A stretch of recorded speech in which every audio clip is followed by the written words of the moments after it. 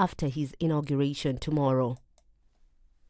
Nimeketi chini na watu wa Wizara ya Kilimo na nitawatangazia bei mpya ya mbolea ambayo tutakuwa tumepunguza wiki hii ambayo inaanza kesho.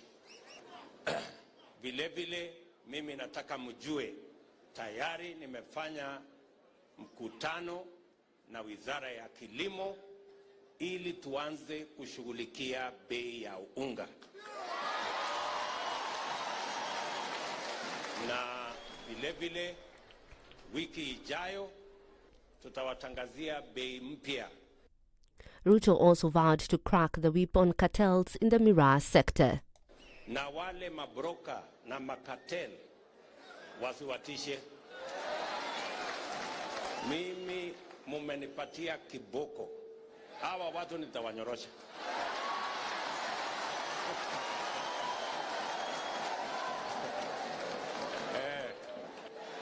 So hii cartel mniwachie. Nikiweka tu Biblia Tuesday chini, mimi na wao. Kama kuna mtu anajua cartel ni ndugu yako ama rafiki yako, fikishia yeye habari mapema. Tumekubaliana? Mpatie notice. The United States has announced that a presidential delegation shall be in attendance at the swearing-in ceremony of President-elect William Ruto tomorrow. In a statement from the White House, President Joe Biden confirmed that 5 members of the presidential delegation shall attend the inauguration, led by United States Trade Representative Catherine Tai. Other members are U.S. Ambassador to Kenya Meg Whitman, U.S. Representative from the Texas Colin Allred, Assistant Secretary of State for the Bureau of African Affairs Mary Catherine Fee, and Assistant Administrator for the Bureau for Africa, U.S. Agency for International Development, Mond Mugwaya.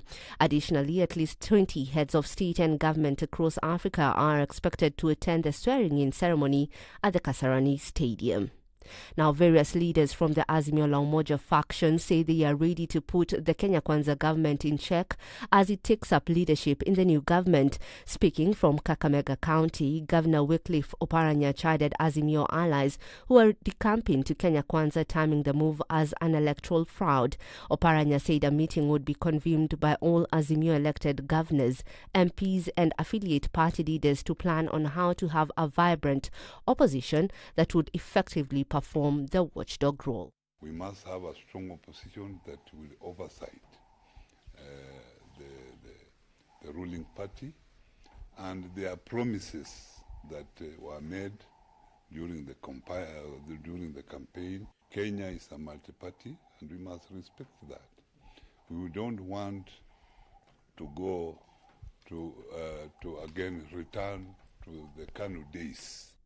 Similar sentiments were made by Wiper leader Kalonzo Musyoka and his ally Enoch Wambua, who said Kenyans pay taxes, therefore deserve to be served equally by the new government, despite their political affiliation. 5 years is a short time. We are going to serve in opposition the best way we can, and we are ready. For now, we have been assigned a role in the opposition, and unless otherwise directed, opposition. Mourners will today get the first opportunity to pay respects before the coffin of Queen Elizabeth II as it lies in Edinburgh Cathedral, where King Charles III himself will mount a vigil. Thousands of people are expected to line up for the chance to see the flag-draped casket at St. Giles Cathedral in the Scottish capital a week before her funeral in London. The new monarch will walk behind his mother's coffin in a somber procession leading from Holyrood House Palace, where it arrived on Sunday after making a 6-hour road journey from Balmoral Castle to the church. The new king will also address British lawmakers in London for the first time since ascending the throne, as the pageantry continues ahead of the Queen's September 19th state funeral. That's your news at the top of the hour. My name is Stephanie Wangari.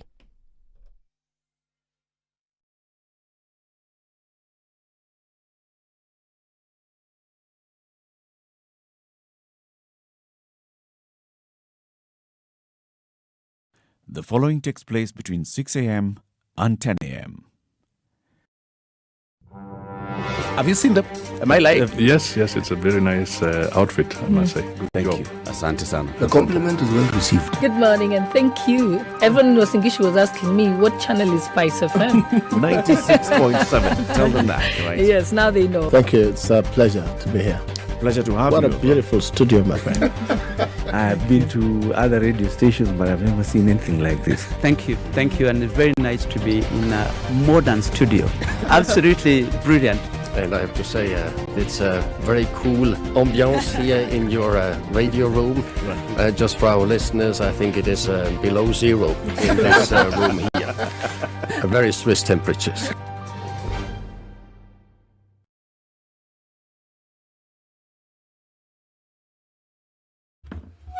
Monday morning, and what does it look like on these streets? In Nairobi, we're looking at a little bit of traffic starting to build up on Mombasa Road. It shouldn't be too bad just past Imara Daima. We're also looking at some traffic on the Thika Superhighway coming into the CBD. So, right, Kiambu Road is free, just as the Pangani underpass is where you see some here and there, but it should be okay. Monday morning has not woken up just yet. It looks like it will, though, later. Let us know what's going on where you are this morning. Starting off Monday morning just right with not too much traffic. Hopefully we can make it through the day just that way. Talk to us on SpiceFM KE on Twitter. Let's try and keep things moving this morning.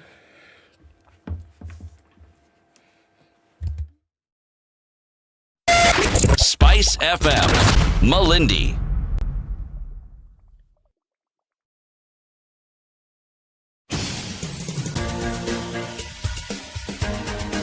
This is the Situation Room, the home of hard-hitting political commentary and penetrating insights about the state of the nation. This is a talk radio experience like no other. The Situation Room, a place for hard truths, debates, and elevated conversations. The Situation Room, witty, political, engaging, deep, controversial. In the room, we have C.T. Muga, researcher, academic, seasoned political observer, a fountain of wisdom in these politically uncertain times. Ndu Oko, Nigerian by birth, Kenyan by choice, communications expert, Pan-Africanist, a truth seeker and believer in people power, and Eric Latif, agent provocateur, the man in the chair, seasoned journalist, news hound, a man who believes in punching up, not good down. Morning. It's cold. This is the Situation Room.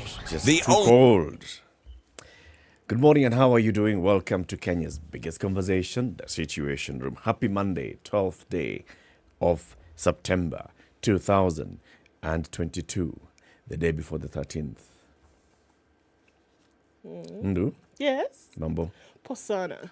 Good morning. Good morning. How are you? You're enjoying that long hair of yours. Keeping my fingers busy. Okay. How are these? How was your weekend? Not bad. Huh? Yes. What did you do or not do? I was hibernating like the polar bears and the brown bears of Northern America. Really? Why? Oh, you know, there comes a time. There comes a time in everybody's life when you must take a moment to pause and reflect. So it was pausing and reflecting. Yes, it was actually. Okay. Okay, it was important. Yes, it's always important to do that. Huh? It's always. Ulienda church, eh? Good. Walikwambiaje? Tuendelee kwenda. Okay. I also had a good weekend. You did? Thank you for asking. I was about to. Give a girl a minute. What is it? I've paused. I'm not hearing you speak. So I've decided to let me just answer this answer the unasked question. Continue. I had a good weekend. It was restful. You rested? Okay. Ilikuwa resting. Rest mode. Rest mode. Ulikuwa on rest mode. Kabisa. Nifurahi kukuona man. Kabisa. Hata sikuenda Kasarani. Eh?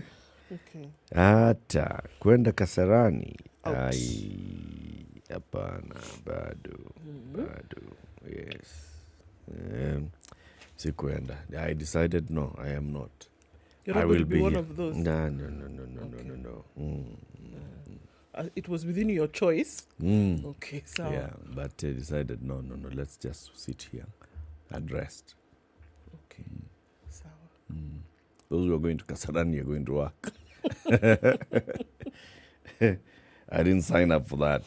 Nope. No. Welcome to the conversation, everybody. So we'll have several guests joining us this morning, right? Two of them will be joining us at 7 a.m. and the two ladies are Daisy Maritime Minor and Diana Ngao from the Martha Karua Campaign Secretariat. They'll be coming to us to talk about what next after the election season. So, all right. So the election has come. The election is gone, and we are getting the inauguration of the new president tomorrow morning. So what next for people who are in Kenya Kwanza? What next for the country as well? What do we expect to see? We already have seen what the president-elect is saying will be among the first priorities of his administration. What do we expect to see from those that were, in a manner of speaking, that are now left in the opposition? What about those that were working there? What do we expect to see? We have seen Martha Karua saying, she will not be challenging the presidential election anymore, but she'll be seeking to understand whether they actually got justice from the Supreme Court. And she says, contemplating going to the East African Court of Justice after they receive the proper judgment from the Supreme Court within her rights. So we just get to understand all those things from the two ladies. That's at 7 a.m. At 8 o'clock, let's talk about real estate. Andrew Muthe is the CEO and founder of AMG Realtors Limited. He'll be here to talk about 10 years of trust. What is it that they've been doing? What is AMG? How, where have they been in operation?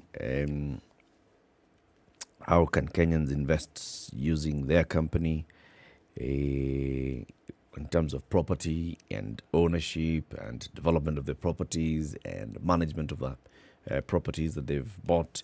All those things. We'll be having those conversations with a guest at 8 a.m. Yup. How are we looking? COVID-wise? No. Otherwise, it's a good view from here, man.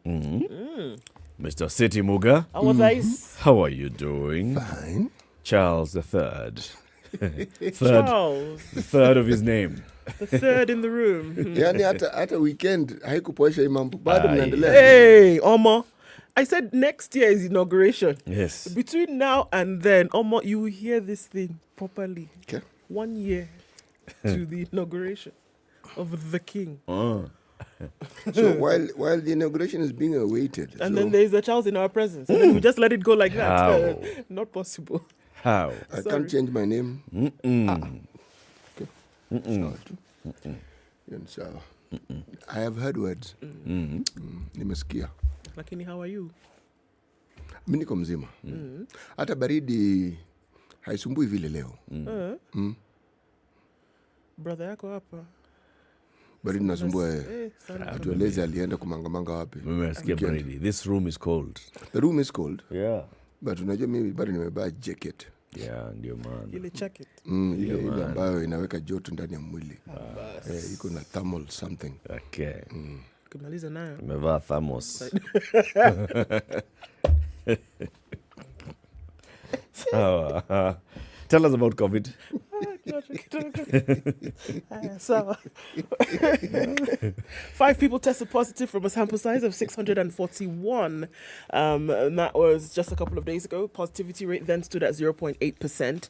Still low numbers in terms of what's going on with COVID. If you look at around the world, 613,737,706. That's the total tally for global numbers. This is all happening when we're also looking at, coming out of the Wall Street Journal, that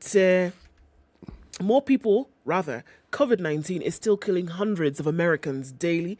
The disease is on pace to remain the third leading cause of death, with older and sicker people amongst the most vulnerable. And this is still statistics that is coming out of the US. I mean, there's so many narratives that are jumping out at us. But I guess this would be in line with what we've been told, that as the Western Hemisphere gets into the autumn months of October, November, December, they're likely to see a rise in COVID-19 cases. It's interesting that they say that this is now the third leading cause of death in the US. After what specifically would be interesting to see, however. COVID has made its way up there, and that is what it looks like for now. China still reeling. Many stories, and it's interesting that they are Western reports, but many are complaining that all you can get is bread and noodles on the streets now in terms of buying food, as China enters into a second week of lockdown in many of its major cities. And they're saying, well, food and fresh veg is difficult to come about, and what they can get is just bread and noodles. So it sounds like such a dire situation. But hey, this is what is being reported. Do we know that that's exactly what is going on? No, we do not. But it's interesting that those are the stories coming out. There's a lot of pressure to reopen the towns and cities of China. But again, China remains bound to its zero COVID policy. Okay. All right. Live streaming the show as usual on SpiceFM KE, Facebook and YouTube. And you're also live on our website, www.spicefm.co.ke. If you're online, tell us happy Monday and tell us where you're locked in from. Let's take a look at the weather forecast. Sindio? Yeah, weather forecast. Episode 3 of County 49. Will you watch? Is out. Yes. Shooting. Where? Not for jokes. They're guns. They're guns? Yes. Action. Action. In a cool way there. County 49 on Showmax. Now showing for as little as 700 and what? 60. 60. 60. Okay. With the presence of a king.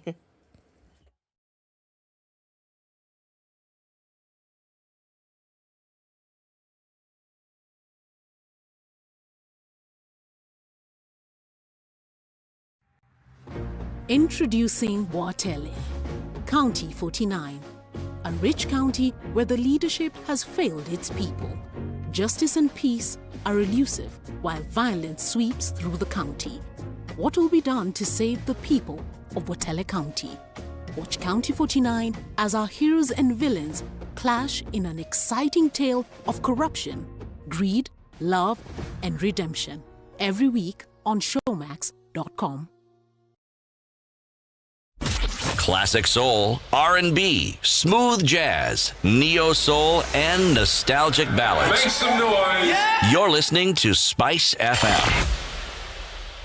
Cloudy conditions this morning in Nairobi. We'll see highs of 24 and lows of 15. It's clear at 14 in Nakuru, highs of 24, and we'll see highs of 21. In a mostly cloudy Nyeri at 14. It's 11 degrees and clear in Eldoret, highs of 22 and lows of 9.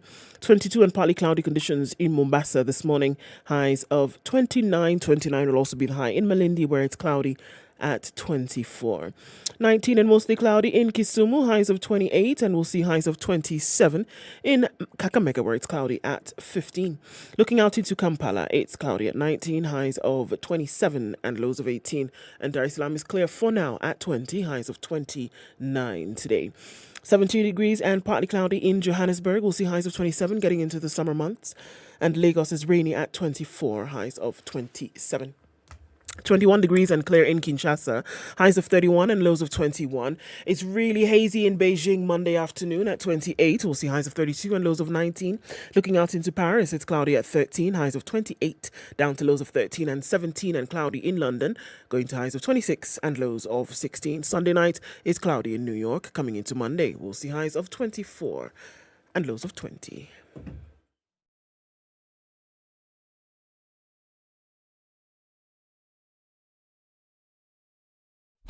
Classic soul, R&B, smooth jazz, neo soul, and nostalgic ballads. Make some noise. Yeah. You're listening to Spice FM.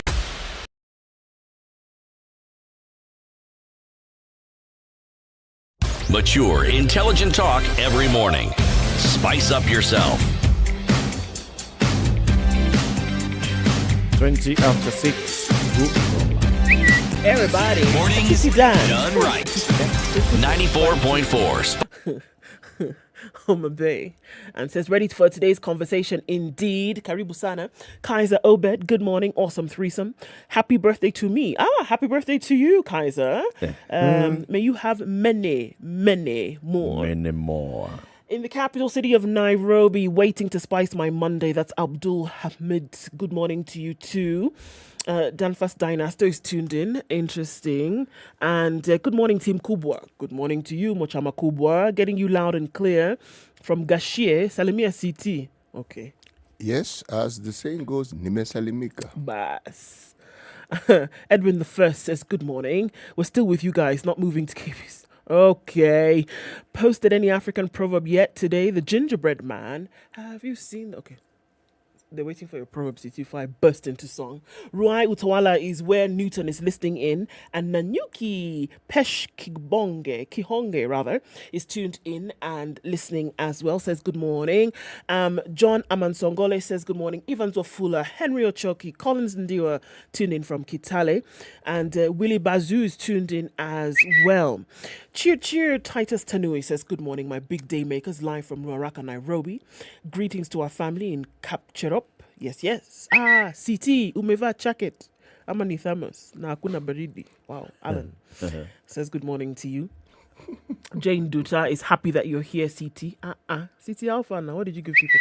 Aye Gesare is live from Kisi. And Undicho says good morning, tuned in from Kwamthusi in Mwengi. And good morning to everybody. Thanks for joining us. Good morning, everybody. Happy birthday to Kaiser Obed. Yes, Obed. Yes. Happy birthday, brother. All the best. City, the proverb. We're still in the country of Chad for today. Then tomorrow we shall move on to another country. To a new president. Right. There's that little detail, yes. All important detail. Yes. Okay. If a child pretends to be dead, the best thing to do is to pretend to bury him. Surely. If a child pretends to be dead, the best thing to do is pretend to bury him. Bas.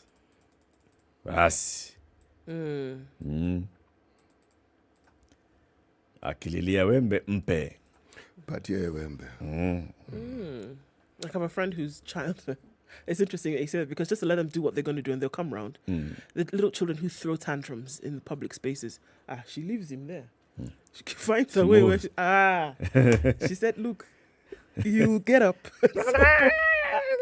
She pretends walking. like the child is not even hers.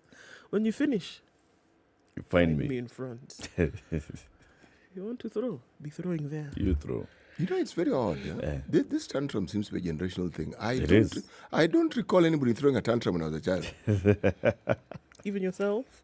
Tantrum. In whose house? They were tantrums, just that they were different. Yes. They were muted. They were not as loud. Zilewekwa pause. Yes. Otherwise, you would not remember how you connected with the sleeper.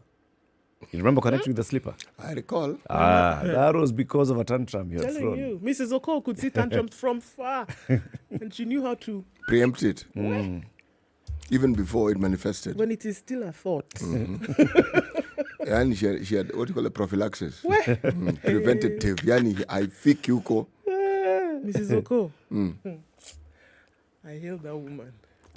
But what is it about this generation? I mean, I belong to that generation as well. But somehow, parenting seemed a lot easier. But also, I realized we were many. So some of the parenting was cascaded onto. Yep. It was delegated. And if something went wrong, you knew, even if you weren't there. Yes. Something happens in school and you're at home. It's you to blame. You're wondering, but I was at home. What were you doing at home? And you have no explanation. No, you do have an explanation, but you're wondering, but you know I was at home. Why are you asking? But you can't ask that question. Or something happens at home and you're at school. Why weren't you at home? Yes. But I was learning. No, you should have been at home. I mean... Which one do you want, man? It always goes both ways. Yes, it does. www.standardmedia.co.ke. When you buy the copy of hard copy of the Standard today at 60 bob from wherever, whichever vendor you find, you will look for a QR code, and this QR code gives you access to the digital version of the paper. But also, this QR code gives you access to chances to win big goodies from the Standard. You can either get you can get cash vouchers, shopping vouchers, branded merchandise from Standard. And if you've done this, by the way, and won something, let us know on SpiceFM KE. So we also celebrate you. Tell us what you won as well. So buy a copy of the Standard, look for the QR code, scan the QR code, and right there and then, a chance for you to win.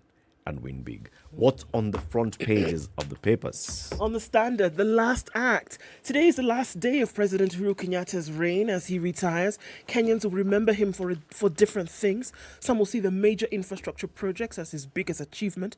Others will feel his contribution in the health sector as groundbreaking as they bid farewell to the country's fourth president. We're looking to a bit of that legacy in terms of that story. We're looking at the same thing on The Nation. Exit to Uhuru, the reign of Kenyatta, 2013 to 2022, end of an era, rejected at home as a novice 20 years ago, branded a Moi project and indicted by the International Criminal Court for crimes against humanity. Kenya's fourth president, who leaves office in just a few hours, has navigated hostile territories and survived the backstabbing and flagrant treachery of the political trenches.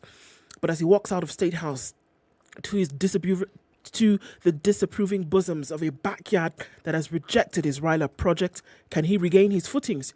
His legacy is an eclectic mixture of the good, the bad, and the outright ugly. But perhaps the enduring memory of his administration will be his postures in the wake of victory and recently loss, the charm of his State House, and the chaos of his economic misadventures. What?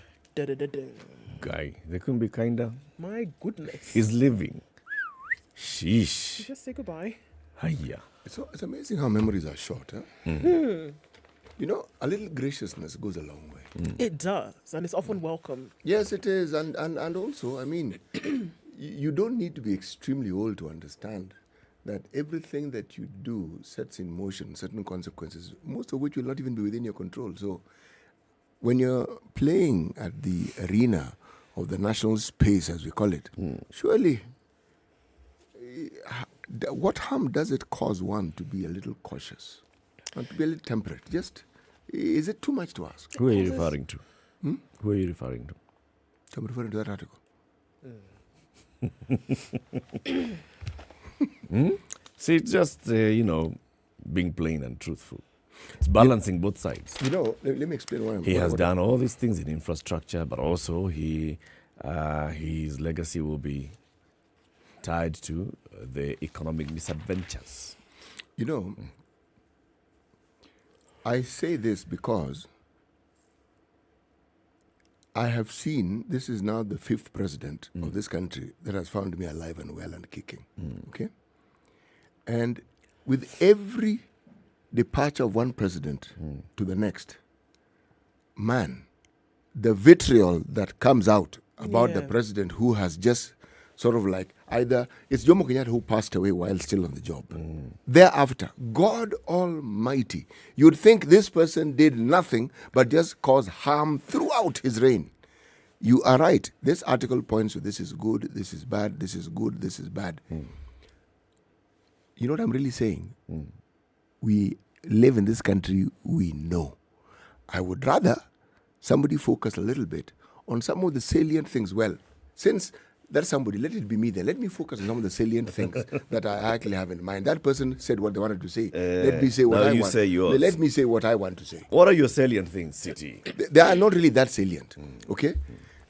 I am looking at the nature that human beings have when it comes to being ungrateful, when it comes to being short-sighted, when it comes to being self-centered. I look at leaders and the things that they did to ascend to leadership, the things which were positive and which were appealing.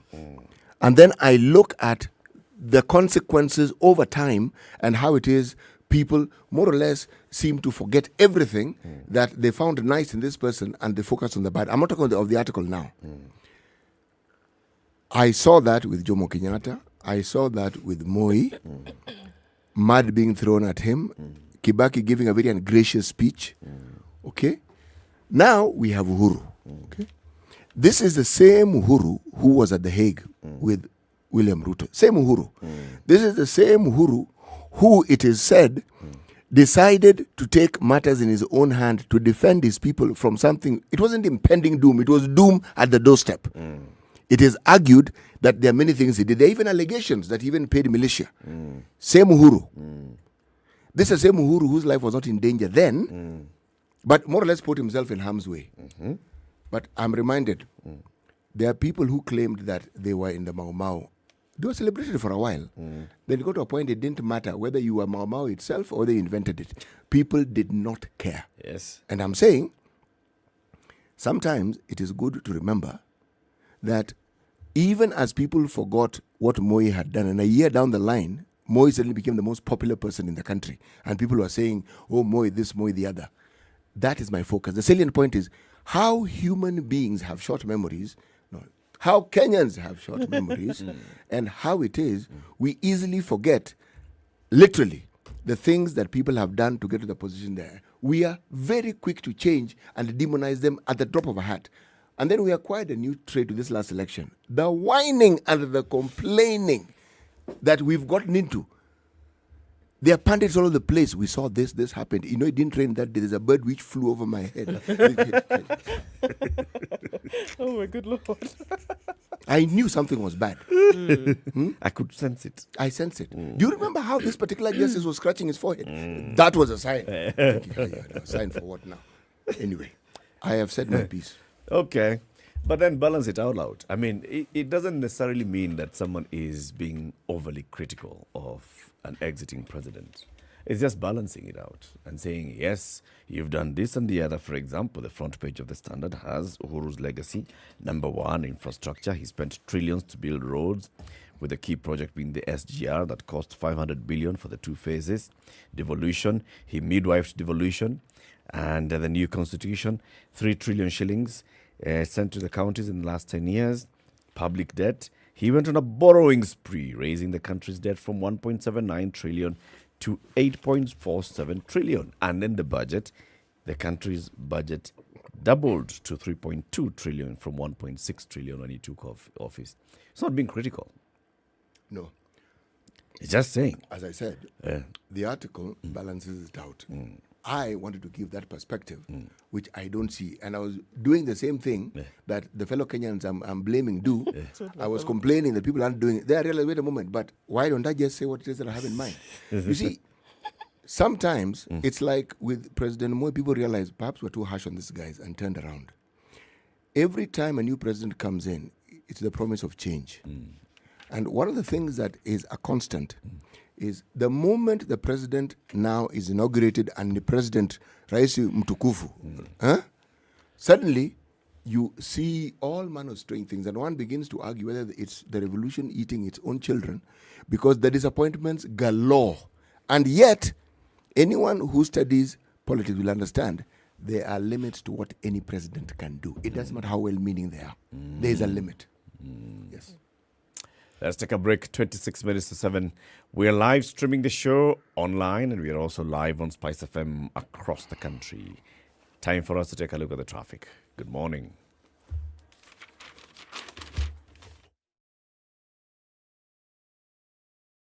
This is the Situation Room, the only way to start your day. I know the sun is out in Nairobi at least. As you tembea, be careful. Manchester United are trying to sign anyone. Watch out where your children are. Please hide yourselves. Sugar and spice. I reached a point where suicide things were just going south completely. Something stopped me. It's God now. My mom's prayers. Join me, Yolanda Mulo, and DJ Absolute every single weekday from 11 a.m. to 3 o'clock. Sugar and spice for sugar.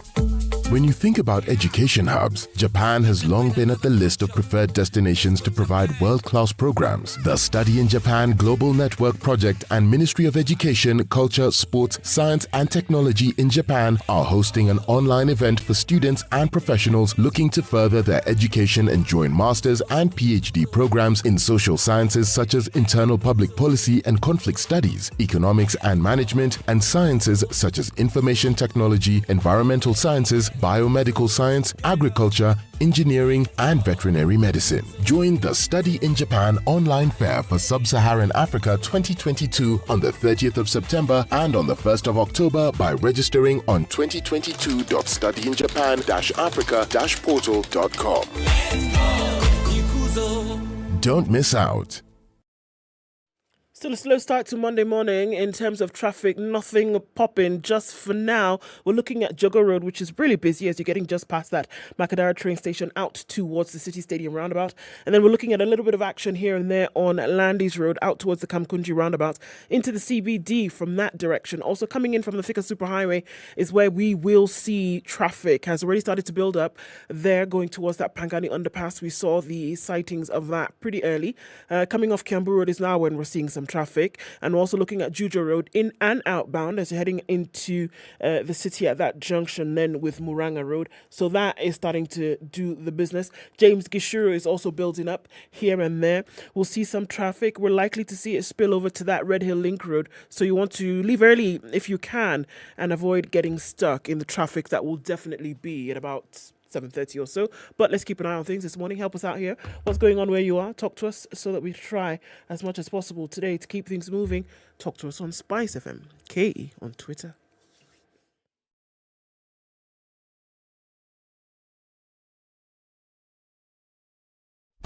Classic soul, R&B, smooth jazz, neo soul, and nostalgic ballads. Make some noise. Yeah! You're listening to Spice FM. Mature, intelligent talk every morning. Spice up yourself.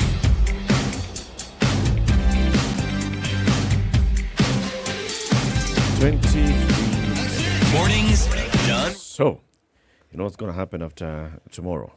So tomorrow morning, President Uhuru Kenyatta gets into his limousine and leaves State House and goes to Kasarani. And then he does this lap of honor on the presidential Land Rover. And then he'll hand over the sword and all the instruments of power to the new president, William Samoei Arap Ruto, after he's taken oath of office. And then he'll speak a bit, and then he will leave and go to State House and wait for Ruto there. Ruto will come, they'll shake hands. Uhuru will then what? Not fade into oblivion, but he will go into retirement. Mm-hmm. What happens to Uhuru when he goes into retirement? According to the Presidential Retirement Benefits Act, Uhuru is entitled to a lump sum payment of 34.5 million gratuity, calculated as a sum equal to 1 year's salary for each term served as president. His monthly salary is 1.44 million shillings. He'll get a monthly pension equal to 80% of the monthly salary, which means that he'll be earning 1.15 million shillings every month. A retired president is also entitled to a suitable office space not exceeding 1,000 square meters with appropriate furniture, furnishings, office machines, equipment, office supplies to be provided and maintained by the government. The president will be entitled to an entertainment allowance equal to 15% of his monthly salary. So 200K every month. A house allowance equal to 23% of his salary. That means 300 Gs every month. He'll get 2 personal assistants, 4 secretaries, 4 messengers, 4 drivers, bodyguards, pushing his soon-to-be personal office and home workers to 34. These will include press secretaries and security officers paid by the government, with the aides being seconded by the government. He'll also be entitled to 2 new cars of his choice, replaceable every 3 years, each car having an engine capacity of 3,000 cc and below. Another 2 4-wheel drive motor vehicles of his choice, replaceable every 3 years, 3,400 cc's and below. He'll be entitled to 200,000 shillings fuel allowance, 300,000 shillings for electricity, water and telephone. This man will be okay into retirement until the day he breathes his last. Okay? So the president is going to be well taken care of because he still remains an institution of state. The office of a former president is still an important one, and it's a good thing. Remember, this Benefits Act also goes into former prime minister and former vice presidents. Mudi Awori is currently enjoying that. Kalonzo Musyoka is entitled to this. And Raila Odinga is also entitled to the same. Yeah. So they're all right? Yeah, good. Yeah. They're all right. Yes. Okay. Yeah. So, looking at things that will happen then beyond tomorrow, I just want to get quick to you. I'm sorry. I seem to have lost it, but let me tell you something else before I get that later, right? There's a freeze order on the 5.6 billion shillings lifted as the ARA ends the case. Let's look at that. The High Court has lifted orders freezing 5.6 billion shillings transferred from multiple offshore accounts into the bank accounts of 3 Kenyan and Nigerian companies suspected to be part of an international money laundering syndicate.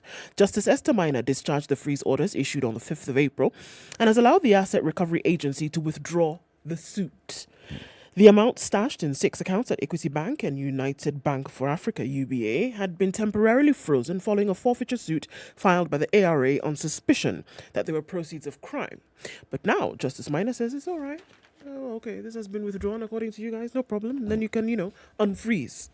What do you say? When it's frozen, you say thaw. Okay. The companies, Avalon Offshore Logistics Limited, OIT Africa Limited, and Remex Capital Limited, were said to enjoy the backing of a powerful Kenyan politician and 2 other Kenyans. OIT Africa had 4.8 billion shillings in 2 accounts at Equity and 1 in UBA, while Avalon had 43.5 million shillings in 2 accounts at Equity. Remex Capital had 765 million in 1 account at UBA. The amounts were in US dollar and euro. Authorities had said that the company's account received credits from suspicious sources between October and November 2020, and that they conducted hurried withdrawals and transfers before the investigations obtained the preservation orders. ARA stated that the 3 companies had moved over 25 billion shillings into the country from foreign countries between October and November. The nature and purpose of the funds remained unknown. Documents filed by the companies earlier seeking to stop the investigations stated that they were an online remittance platform that allows individuals abroad to send money to their loved ones in Nigeria and Kenya. The money had been wired into Kenya from multiple foreign companies owned by 3 Nigerian businessmen, Mr. Olubumi Ayikemiju, Olufemi Olukunja Demuren, and Egosesere Nakihare, who had investments in the financial technology sector. They had been named in investigations by ARA and reports by European agencies that were monitoring the trail of another 25 billion shillings money laundering scheme. Well, the court has said, all right, no-ish. Withdraw, everybody goes on their merry way. Because according to them, there's no case to answer here. I wonder the reasons why the ARA decided to withdraw its case. Withdraw the case. Is it that they've upon further, because they went to court, they said please freeze the account so that we can investigate. Are they saying that upon investigation we've established that there was nothing wrong, that actually everything that they've told us is legit, and so we can see where the money was coming from, where the money was going, and therefore the trail was authentic? Yeah.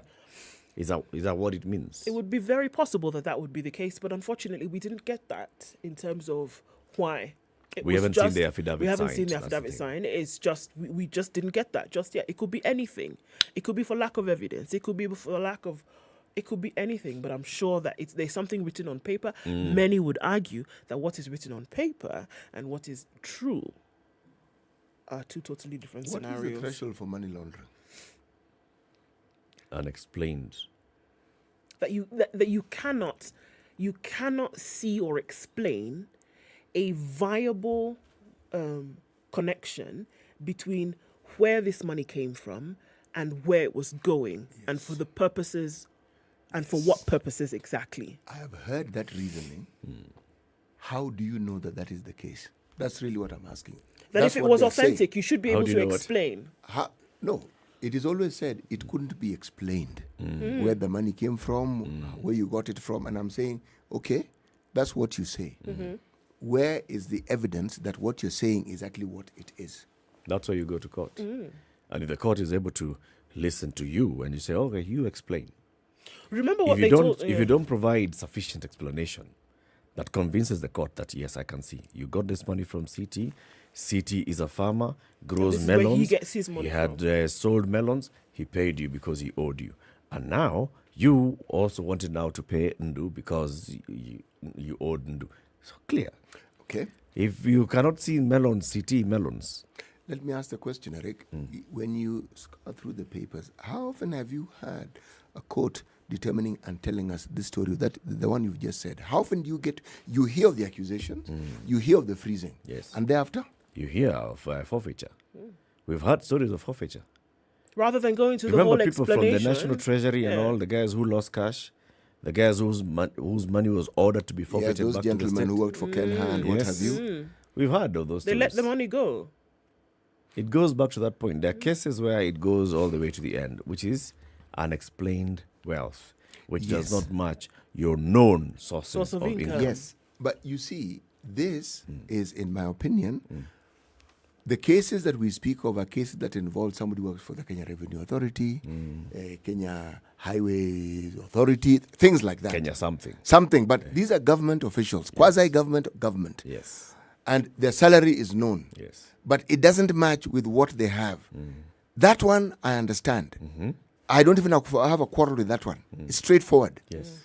The one the issues that I'm actually bringing to the fore is when somebody gets a money transfer and they're supposed to be doing some business. It's explained they do this. Yes. It's the details of understanding whether, again, yes, the matter goes to court. How many such cases do we hear of the eventuality where it is explained to you and you're told, we discovered this money actually wasn't coming from selling coconuts? Remember we hosted the director of the asset recovery of the agency here. Yes, we did. That time she was Colonel Mate. Now she's Brigadier General Mate. Yes. And she told us of the number of cases where they've actually gone the full hog and won, and the courts have ordered that money be forfeited. And it's not on government entities alone, because them they operate on the proceeds of crime and anti-money laundering law. All right. ESCC is the one that deals with state officers. These guys deal with any issue of money laundering, suspected money laundering. They have cases which have gone to that question you're asking. And she told us. Yes. How often is it in the public domain? My question. You know, I'm not going to stop asking this question. How often is it in the public in the public domain? See, what Brigadier General Mate told us, we heard it. But I have not encountered those stories in the media, for instance. That's you. Have you encountered them? Yes. The story that Colonel Mate was telling us about? Yes. Oh, well, then she just Google. She did another thing that she did say is that some of these things take time, and one thing that she did say is that by the time they're freezing an account or that they've taken it to court to have that stop order on an account, that usually their evidence is watertight, usually, which is what begs the question that in this particular case, what was the reason for the withdrawal? She also did say that by the time they're going to court, they've had a chit chat with you. Right? And they've said, can you explain to us what's going on here? And you'll find that many times, which she did say, that they will be able to give an explanation as per, all right, I got this money from Eric. I had asked him to loan me 1 billion shillings, and that's where it's from. Eric can also say that this and this and this. And they'll find that they have a good explanation they can trace. They're going to let you go, right? Yep. The cases that come before, she did also say, are the ones whereby this chit-chat with you has not borne any results, right? And they've given you an opportunity to let them know what's going on, because it's not 3 shillings that we see passing through the system. It's quite a good chunk of change. And that is what flags this. They're working in tandem with banks, etc. Something's going to pop off. They're going to say, okay, hold on a minute. Who is this? What are they up to? But by the time they're going to court, which is for me why this is puzzling, by the time they are going to court and freezing assets, they have done their due diligence and the evidence is all but slapping them in the face. So in this particular case, why withdraw? Because they've done their homework before they go. This is not a matter of, threshold for evidence, etc., etc. No. They've done it. They've gone through international back and forth, the liaison here and there. They've gotten the information. So in this case, I would love to see what that affidavit says. It would be interesting, and I think that's what... What makes you think you're going to see the affidavit? Well... It's got They'll make it documents, public. should be It's a court public. document. The writer of this story should just go to that next step. Okay.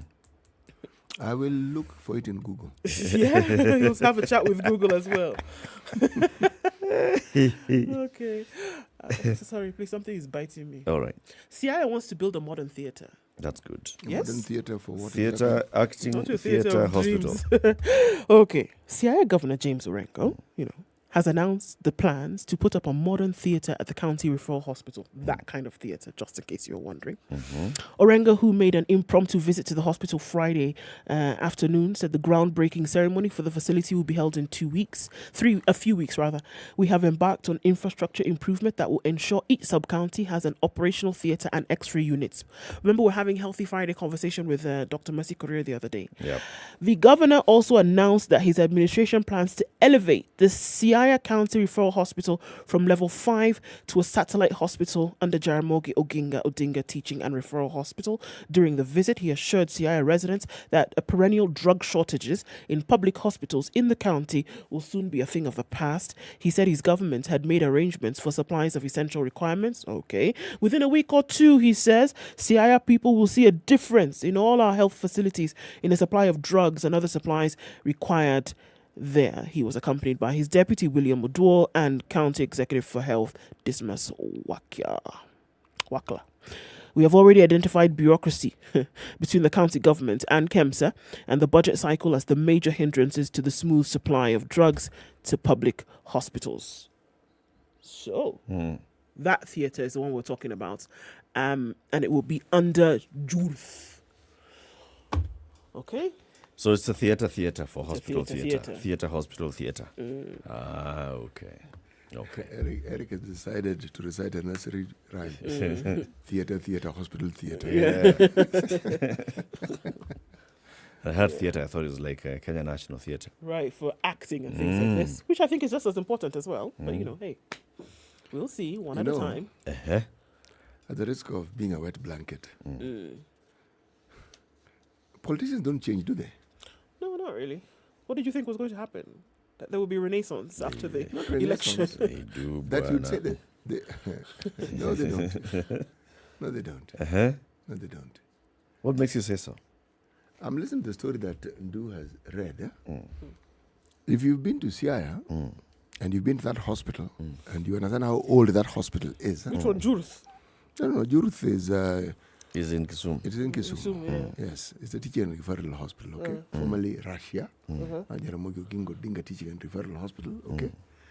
All I'm saying is, if you look at the growth, say for instance, of Jaramogi Oginga Odinga Hospital, yes, the government has put in money, but part of its growth is the partnership it has had with the research institutions and other institutions that work in what we call the health space, okay?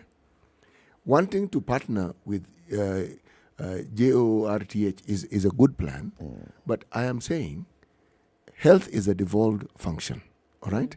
Everything that the governor has said there's nothing he said which is not possible. Yep. There's nothing that he's saying that hasn't been said before. This really is where I'm going with this. Is that what CIA needs? At the moment? Yes. Or does CIA need to have the sort of master plan that, say, Nairobi had? I'm saying more so because CIA, yes, it's a headquarter, but it's predominantly rural. So what sort of health care planning and structure or do you need to have? A big, huge hub, or do you need to have facilities that can cater for the basic health needs that people have? But if a county referral hospital does not have a theatre, it's a problem. Is that not an issue? No. He's talking about a modern theatre, which means it had a theatre, but it isn't modern. He's talking about an operational theatre. Which means it has a theatre, which is not operational. There is no district hospital in this country that didn't have a theatre. It was a district hospital. They do. And X-ray. They may not be functioning, but it was a district hospital. And district hospitals, you can go as far back as you like, they had some of those fundamental facilities. That's why they were called a district hospital. Because a district hospital was a referral hospital. Not the apex of referral hospitals, but it was a referral hospital. It is not the Siaya governor's statement that I'm taking issue with. I'm talking about political statements that people make when it comes to you've gotten into office. First statement you want to make: I'm going to build. Yeah, a grandiose I'm plan. going to clean up. I'm going to make sure. Should the conversation again? I don't come from Siaya, but should the conversation not be the people of Siaya have things that they consider are important? What It's are true, they? absolutely. Even if you're going to stick within health.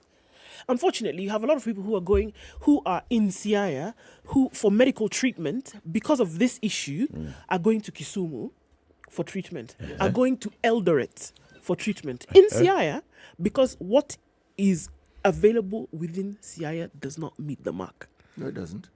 So it would be nice to see if some of that movement can be sorted. Is sorted. So that you And don't it have can be people sorted. county crossing to get medical attention, which can be handled within Siaya.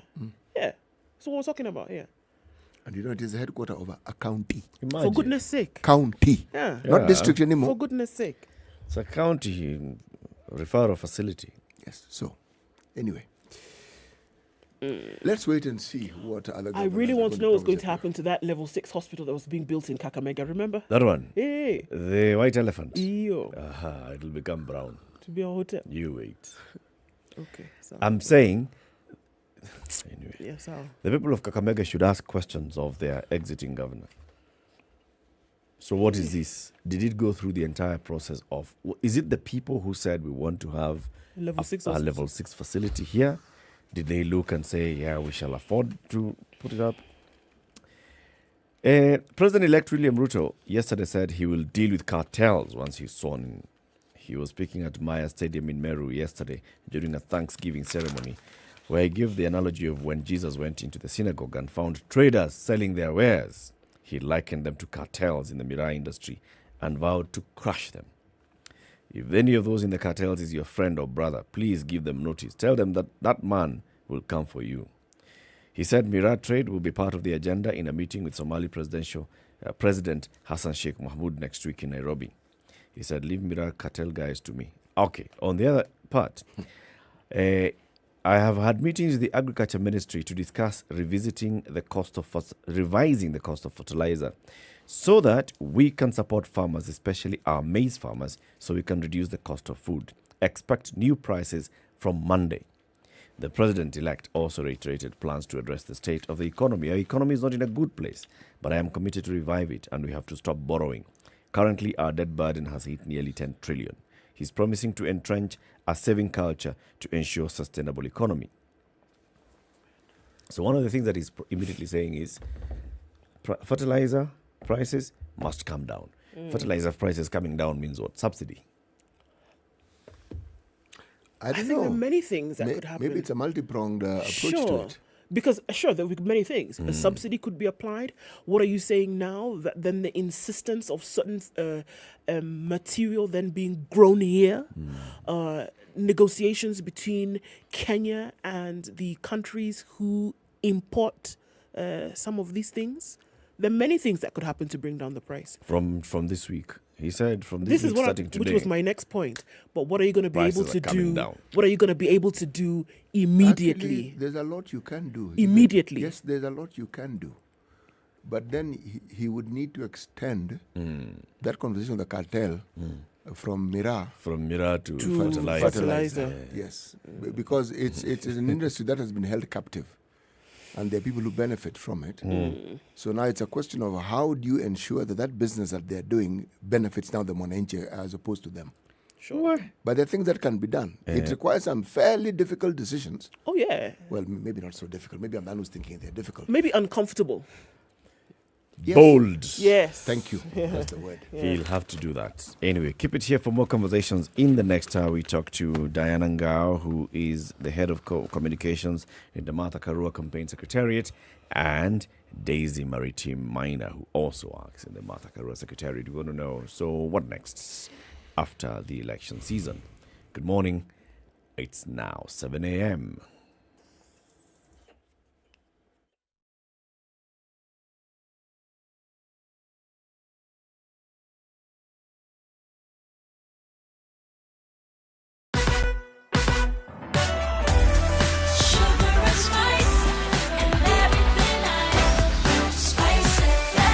spice up your life.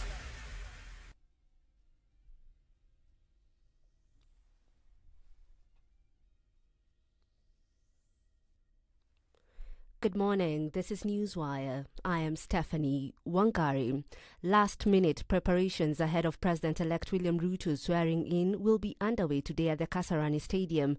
Nearly 20 heads of state have confirmed their attendance of the event, among them Uganda's Yoweri Museveni, Rwanda's Paul Kagame, and Salva Kiir of South Sudan. I would like to assure Kenyans that everything has been done properly, and whatever is remaining, we believe by the end of today we will have accomplished so that by tomorrow, even if there is any small commas, those will be things that we can be able to clean in the morning and ready for 13th. The gates of the 60,000 capacity stadium will be open to the public from 4 a.m. Kenyans have been asked to turn up in large numbers for the historic event.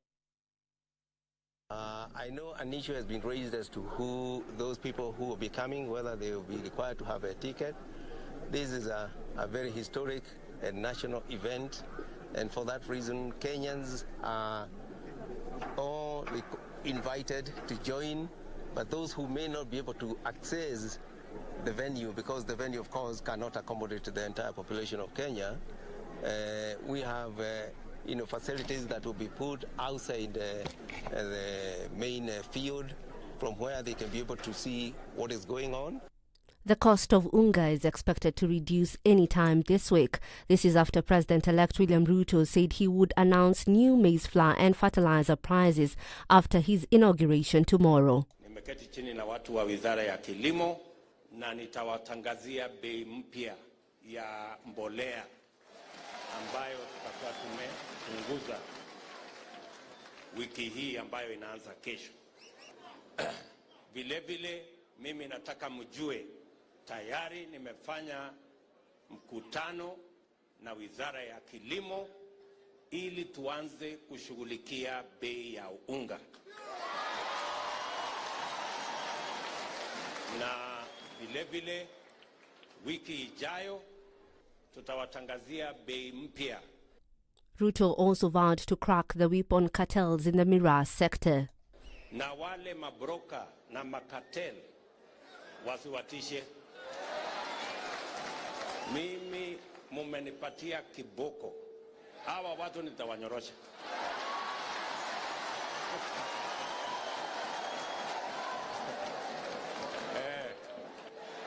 So hii cartel mniwachie. Nikiweka tu Biblia Tuesday chini, mimi na wao. Kama kuna mtu anajua cartel ni ndugu yako ama rafiki yako, fikishia yeye habari mapema. Tumekubaliana? Mpatie notice. Various leaders from the Azimio la Umoja faction say they are ready to put the Kenya Kwanza government in check as it takes up leadership in the new government. Speaking from Kakamega County, Governor Wycliffe Oparanya chided Azimio allies who are decamping to Kenya Kwanza, terming the move as an electoral fraud. Oparanya said a meeting would be convened for all Azimio elected governors, MPs and affiliate party leaders to plan on how to have a vibrant opposition that would effectively perform the watchdog role. We must have a strong opposition that will oversight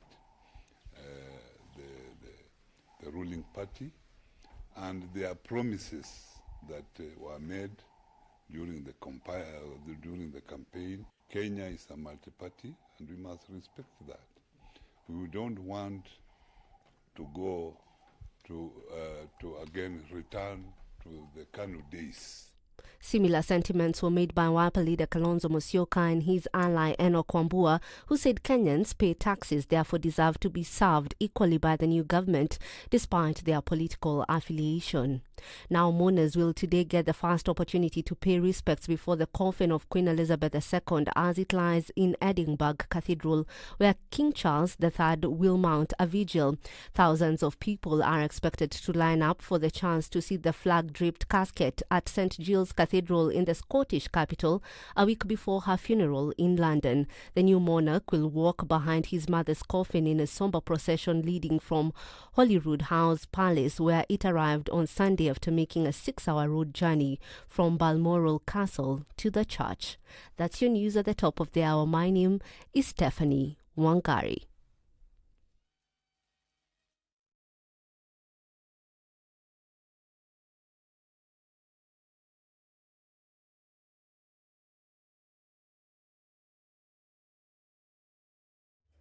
All right, it's a few minutes after 7 o'clock and we're looking at traffic having built up in certain parts of the city.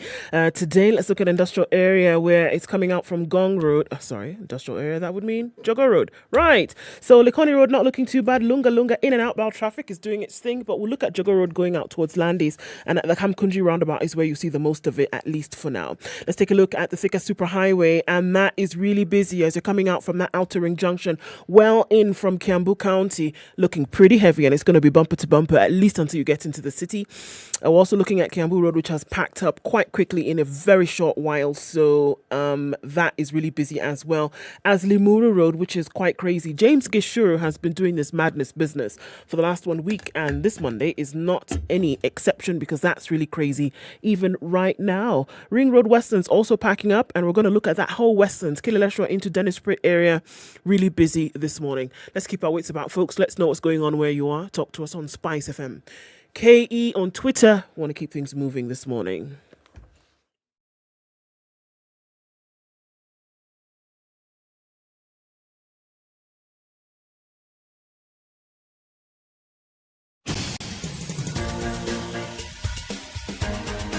This is the Situation Room, the home of hard-hitting political commentary and penetrating insights about the state of the nation. This is a talk radio experience like no other. The Situation Room, a place for hard truths, debates, and elevated conversations. The Situation Room, witty, political, engaging, deep, controversial. In the room, we have C.T. Muga, researcher, academic, seasoned political observer, a fountain of wisdom in these politically uncertain times. Ndu Oko, Nigerian by birth, Kenyan by choice, communications expert, Pan-Africanist, a truth seeker and believer in people power, and Eric Latif, agent provocateur, the man in the chair, seasoned journalist, news hound, a man who 7 believes after 7. in Good punching morning. up, How are you not doing? Welcome down. to the second hour of Kenya's This biggest is the conversation. This is the Situation Room on SpiceFM, and we're also live streaming the show on YouTube and Facebook. We are getting into the second hour on this 12th day of September 2022. It's the day before the inauguration of the 5th, and we're going to have a conversation with two ladies who were here with us earlier during the campaign season, and they're back. These are two ladies from the Martha Karua Secretariat. Before we welcome them, let's hear the day's proverb, City. Yes, this is our final proverb from the country of Chad. If a child pretends to be dead, the best thing to do is to pretend to bury him. If a child pretends to be dead, best thing to do is pretend to bury him. Play along. Two can play that game, my friend. Startle him back into life. Yes. Or just make him happy. I mean, complete the ritual. Mourn him adequately. Yes. You know. Sasa nitafanya nini? You know? Mtoto akililia wembe mpe. Yeah. That's it. Diana Ngao is the head of communications at the Martha Karua Secretariat, and Daisy Maritim Minor also works at the Secretariat. Good morning, ladies. Good morning. Good Good to have you again in the Situation Room. Welcome to the hot seat. Thank you. Happy to be here. How are you doing? We are despondent, heartbroken, dispirited, but strong, and putting one foot in front of the other, and we're keeping it moving. Absolutely. So determined. Just going with the D words. Yes. Yeah. All right. That's good. You know why I say it's good? Because you can use those words to describe the situation, and most people cannot. And I think there have been many jokes, and there have been, crazy fun has been poked at at those who suffer a loss, especially coming in from an election. But because of the fact that you're able to open your mouth and say, this is how I am feeling at this point, you'd be surprised that you've actually been able to accept certain things until, because you really will not be able to describe your situation if you haven't accepted it to a certain point. Having said that, what makes you, coming from the Secretariat, what makes you feel these things that you're feeling at this point? I think for me it would be like, especially during the petition process, there was strong hope and strong conviction that we did have a strong case. And hearing the Supreme Court ruling, which to me was not really a judicial ruling, it sounded more like a political slap in the face. And it was really meant to shrink us to size. And it really, for me, the Supreme Court is the highest court of the land, so it should be the last defense of the people. And for me, I didn't feel defended. I felt deflated, if anything. And I guess that's why I feel heartbroken. But like Daisy said, we still have to keep moving, right? It's the last word, and they said what they said. So we, even though we don't agree, we have to still keep moving. But is it really the last word? In essence, it is. I know what you're driving at. Okay, Daisy, what am I driving at? Martha Karua pronouncing herself on taking the matter to the East African Court. Is that it? No, it isn't quite it. But the thought is good. But tell us how you feel first before I say what I want to say. Like Diana, I think it's not so much losing the election or feeling like a victory was stolen from us. It is the manner in which it happened. The how. The how. It is the manner in which it happened. It is dying 2 deaths. It is on the 15th of August on the election announcement day, and then on the day of on the Monday of judgment, where that judgment was delivered. Very, I say it wasn't a judgment, it was a lecture. So you're taking issue with the manner in which this judgment was delivered. If the Chief Justice had read a judgment which was devoid of the words "haughty" and the rest, and just said, we find no case, issue number 1 up to number 9, would it be different? I think in response to that question, I'll echo what James Orengo, Senior Counsel, said. I don't know if it was yesterday or the day before. And he said a court, and a Supreme Court for that matter, is a house of justice. And it should be conducted in such a manner that even the loser feels that justice was served. Do we feel that justice was served? Absolutely not. No. And I think at this point it is waiting for the constitutional 21 days where the judges will give us an explanation of why they made those judgments. Absolutely, because for a judge, your words should be tempered and measured. But the judgment seems to be shooting bullets at a dying horse. However, it is not to say that it is just the manner of the judgment that we're disgruntled with. As Diana mentioned, we do believe that we had a strong case. We do believe that this was a bungled election. But we do accept the ruling of the court. When you say a court should be a court where justice is delivered, are you referring to justice as is determined by the Supreme Court, or were you seeking truth, or what you thought was your understanding of what the truth should be?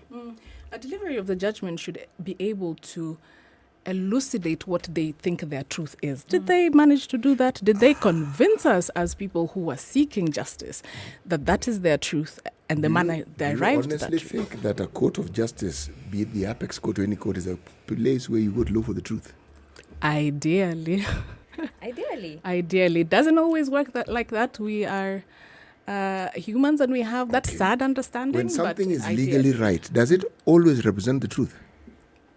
It doesn't. Now we are getting into the conversation of bad law, which is actually a truth. It doesn't really represent the truth, but because we're going to the court because we feel that this game that was meant to be played was not played again with the rules. Yeah, people broke the rules, and we're like, nope, they broke the rules, so we feel that this thing is bungled, it's a sham because they broke the rules. So we weren't seeking 100% of the truth because we know the truth, we know our truth, but what we're seeking is a fairness to this. And did we get it at the end of the day? Absolutely not. Is there an expectation that you shall present the truth that convinces the court that this is how the rules were broken? And then the court then looks at, are you able to convince me that this is how the rules were broken? And when I'm delivering my judgment, I'll say, you did not convince me, or you convinced me. What I heard from the Supreme Court was the judges saying, you did not convince us. And then going further to actually say that, in fact, in the way you were presenting your case, in some cases you're trying to dupe us into thinking that you have brought the truth to court. Yeah. And that's why they slapped you like as they did. I think we just wait for that. We wait the 21 day to hear an elucidation of that judgment because it was beamed on our screens. We are not judges, we are not lawyers, although many of us Kenyans do like to be experts when the circumstance calls for it. But we saw the deliberations, we saw the presentations by the lawyers, and they were sound, but it is not up to us.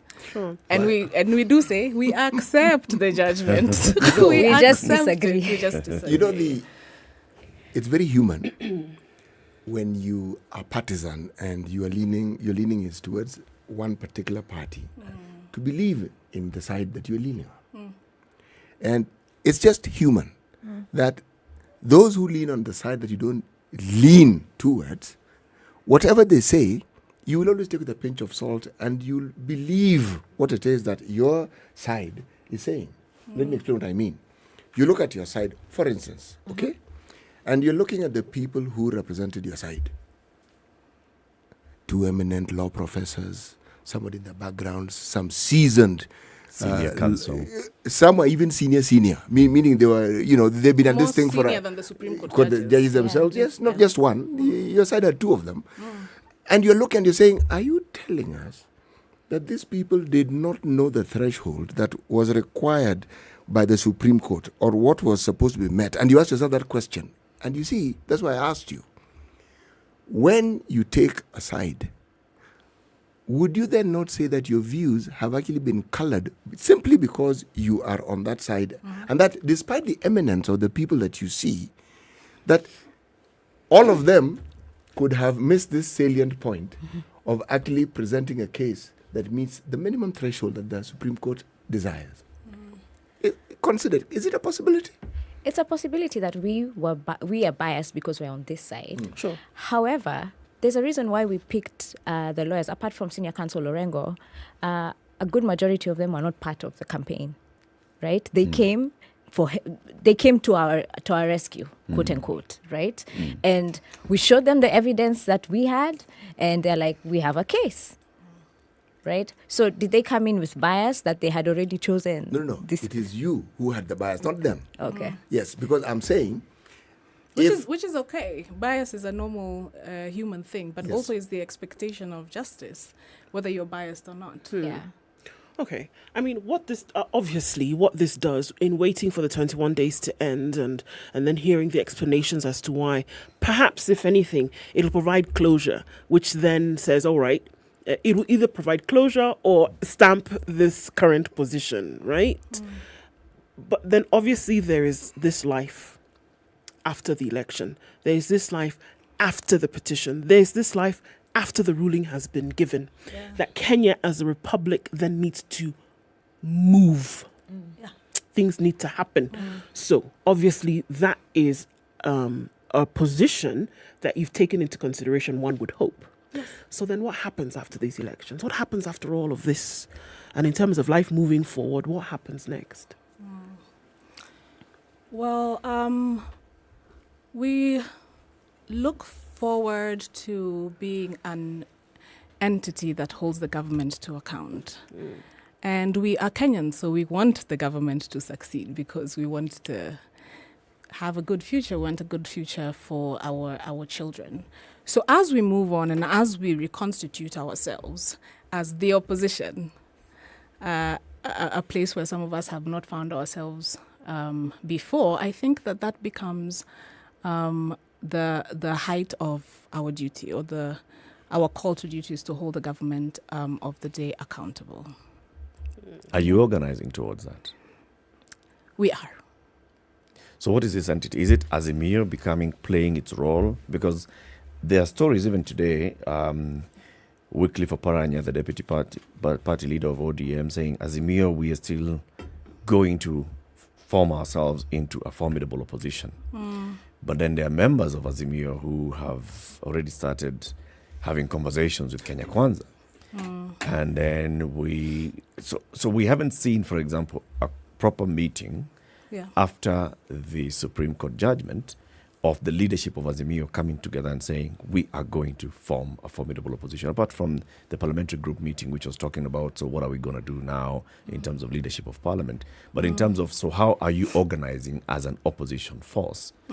What's the conversation around There's that? some truths that we must face also, is that Azimio comes in from a point of disadvantage, because being in the opposition is not an attractive thing for a normal self-seeking, self-serving politician. Why? Because the opposition is not an institutionalized entity. In fact, at this point, I should point out that, number one, there's a lot of people who have the expectation that William Ruto may not be a very democratic president, because historically he is the type of personality that centralizes power to himself, but we will see. However, he would not only surprise us, but also build a really lasting legacy for himself if he becomes the president that institutionalizes an opposition. And this doesn't have to be constitutional. It can be legislated to begin with, so that in 5 years, in 10 years, we modify it to best practice and then it becomes constitutional. Then why? We do need an opposition. We do need a strong opposition that that sits in parliament, that has a leader, that holds the government into account. When politicians that are in the opposition are sitting even at the committee level, they are contributing to granular policy because they are in representation of the opposition. But then also, it serves us as the public to see that there's an alternative voice. Because of how generally our politics is constructed, Bless you. we have 50% plus one wins the election. But there is the 50% minus one that also forms a very significant part of the populace and of the electorate. Where do their aspirations, who represents their aspirations? And they voted for a leader for very specific reasons. But then it ends on election day and they're under a government where perhaps they do not feel represented, where their voices are not heard. Then what happens? We fall into a politics of disenfranchisement. We do. And how does this disenfranchisement manifest down the road? We don't know. Do we end up having a nihilistic or an apathetic electorate? And actually, that's what we saw after the Supreme Court ruling. A lot of people were coming and calling, and even on social media saying, that was the last time I'll vote, right? It's a feeling that I expect people would express at that point in time. When you're that disappointed. You're raw. Yes. The despondency you speak of, it is good you speak of it. In fact, if you had other emotions, you ought to speak of them because that's exactly how you felt. But what makes you think that simply because the person you didn't vote for is a president that your aspirations will not be met? If you look at the manifestos of these two competitors, they were really very similar in very many ways. Because then somebody then has to ask the question, that was the interest vested in truly making Kenya better, in making or selecting somebody who was going to meet the developmental, economic, health, social needs of Kenyans, or was it vested in the individual? And that's a question that then must be asked, because then, surely, if it was those, then is it not possible to transfer this hope into the person that then sits there? I think our politics as Kenya is mostly individualized. It's about the person, not the ideals, right? Must we continue making it that way? No, we shouldn't. Actually, no, we shouldn't. However, we have to look at the person's track record for us to believe that they can actually do this job. For most of the people who are supporting, let's say, the Azimio presidential ticket, they were maybe most of them were looking at, oh, these guys have a brilliant track record, right? Right. And they had also this anti-graft campaign, right? And then they're looking for someone like me, or like for someone who identifies that, corruption is one of our biggest devils that we need to slay. I wouldn't go with someone who has had cases or has a team that has cases of graft, because that doesn't identify to my aspirations, right? So as much as our manifestos are the same, the question should be, do they have the competent team to be able to bring this manifesto to life? Competence. Yeah. They most certainly do. Where if you were to take the view that someone seems to have very many cases in court, that's a sign of competence, because May I actually also answer that question? Yes. because it's a really good question. Take us back to, this election was very unique in the sense that let's assume that our manifestos were identical word for word. However, the two front-running tickets were the way I see it, were two sets of identical twins. Raila and Martha, identical twins. Rigathi and Ruto, identical twins. Why? Because of their political history, number one. No, because of their political DNA, and because of their political parentage and their heritage. One set, their political career is premised on social justice. The other set, their political DNA is state-centric. They came into politics already within the government that holds the instruments of power, has the monopoly of violence. That is how they came up in politics. So a leader will create or run a state in their own image. And based on how they started their political career, their political DNA, how would Ruto, and this is where now we start being predictive of how we think the Ruto Rigathi presidency will be, and how the Raila Martha presidency would have been, or could have been. You do know, Daisy, that all the individuals you speak of are politicians. Absolutely. If we were to be brutally blunt about their careers, the chink that we find in the other camp's armor, we might also find in this other side's armor. There's no disputing that, but are Yes. they identical? No, they have the same history? they are not. But can I introduce perhaps another element of the discussion? Yeah. It's called the presidency. Yeah. It is one thing, and the person who's pursuing that particular job is one person. When they actually get the job, there is a high likelihood that they'll be a completely different person, because that office comes with a life of its own. Now, whether it will be positive and will be for the common good, or whether it will not, see, that's what we sit and wait to see.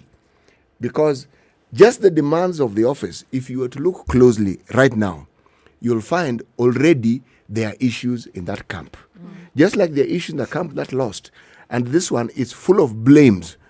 So-and-so did this, so-and-so didn't do this, so-and-so. Now, if you give it time, you will see the same thing happening on the other side. This political fallout is not unusual. But as to what someone will be when they become the president, I am usually hesitant to become a prophet on such matters, or to be predictive. I'm comfortable predicting, because I feel like history is a good predictor of the future. But then also, not to say that William Ruto does not have redeeming qualities, because he does. Yeah. His competence is not something that we can question. Diana and I have counterparts in Kenya Kwanza who have a front seat to Ruto the man. Yes. Yeah. And they do say he's a high-performing individual. Yeah, a hard He worker. has a very strong work ethic. Yeah. So will we have, he may very well make this country a model in the region when it comes to, for instance, infrastructural development. I actually would make that prediction confidently. My worry, however, going back to the political DNA story, and a combination of his personality, he's a man who centralizes power, and that is how he ran the campaign. It is a good thing. It is a redeeming quality in the campaign, but it is also a condemning quality, because somebody like that would be averse to, for instance, criticism, would be averse to competition, even within his ranks. To cooperation. Which Kenyan politician doesn't want to centralize power to themselves? A lot may want to centralize power to themselves, but may not have the ability, may not have the training, may not have the history. To castigate this person because they have the ability to do something others don't. No, but Dr. Siti, remember I said that it is a redeeming quality, but it also can be a condemning. Negatively. It's a double-edged sword. Which then tells us what we need to do as we anticipate this presidency. If we're anticipating that we're going to see a lot of development, even economic development, but there's also the potential to see the democratic space shrinking. All right. So let's talk about that, in fact, and the role that then we expect the leadership of Azimio to be playing going forward in the next 5 years or so. Kenya's biggest conversation this morning is hosting Diana Ngao, Head of Communications at the Martha Karua Secretariat, and Daisy Maritim Minor, who also is with the Martha Karua Secretariat. The two ladies are here. They're telling us, all right, so just coming around to a healing from the bruising battle that was. Slowly. And of course, slowly but surely it's happening. And it's a good thing. It's a good thing. Let me tell you what, ladies, on the 25th of September, just come with us to the race course. Let's go for the, what do you call it? The Africa what? Concours d'Elegance. Okay. Concours. So when you go there, City has this vintage car. It's a 1945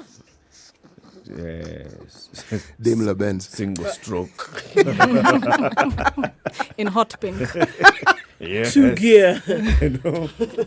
He'll be bringing there very many other cars to be judged, and motorbikes as well. It's a lifestyle event. It's a place where you go and you're able to unwind. All right. So you're coming with us on the 25th. Race course? We will be there. Yes. Yeah. Just for us to enjoy, relax, and forget about everything down. else. Yes. Yeah.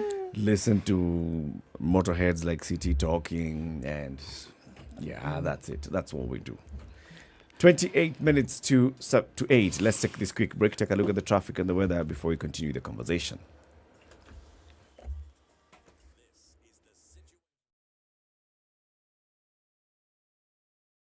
If I look at the Premier League table, Manchester City is on top. Arsenal, number 2 in the table. Absolutely. How did Brentford get to number 3 in the Premier League table? They beat us like Burkenge.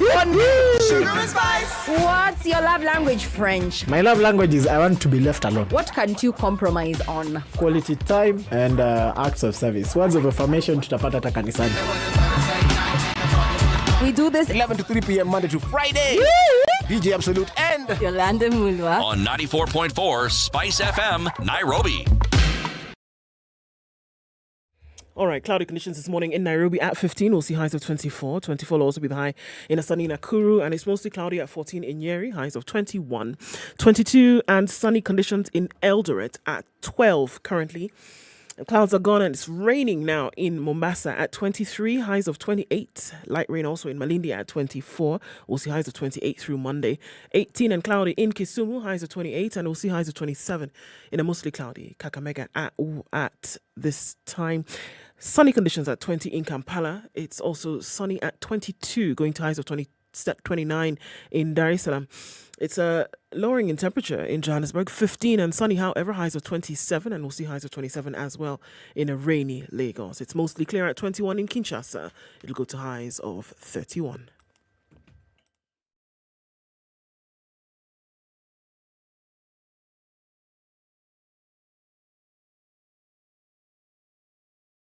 Sugar, spice, and everything nice. All right.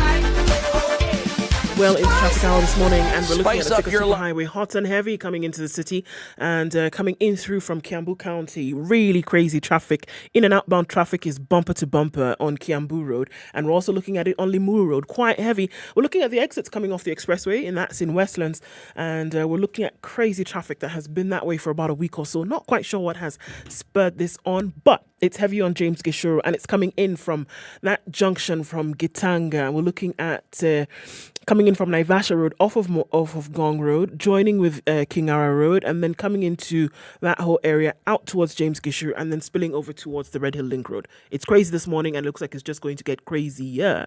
Let's know what's going on where you are. Trying to keep things moving. Talk to us on SpiceFM, KE on Twitter.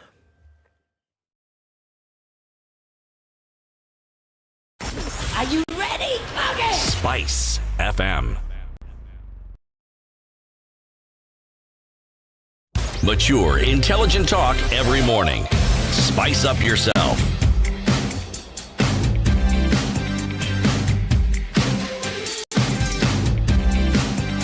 Mornings done right. 94.4 Spice. Okay, there, my mic. Good job. 25 minutes to 8, Kenya's biggest conversation. It continues. Diana and Daisy are still here with us in the studio. We're talking about what next. And ladies, you're saying, yes, we don't have a properly institutionalized opposition in this country. We have majority and minority in parliament. But the person who loses the presidential election, who gets those 6 million votes, does not have a properly funded office from which to speak. Must they have that? Can they not use the influence that they have with the elected legislators in the National Assembly, in the Senate, in the county assemblies, and also the governors, to still continue pushing for what this coalition represented? Because all these other people were elected in the same, on the same ticket of the coalition. So, for instance, if it's about pushing the issues of corruption and good governance, nothing stops Azimio, for example, from electing Waluke, the convict, from being the majority leader. I think it is important and imperative to be able to practice that opposition role, but to have a legal mandate that backs you up, because then there's only so much you can do. That's number one. But number two, we must point out that in the case of Raila Odinga and Martha Karua, who have not been in government for the past 10 years, that is exactly what they have been doing anyway. Yeah. It is a thankless job, but it is also a job, especially going forward, because I'm really trying to be forward-looking. It's yes. In an optimistic way, especially looking forward, being in the opposition and having the ability, the intention, the will to speak truth to power is a tough job. And it's not a job for the faint-hearted. It's not a job for the weak.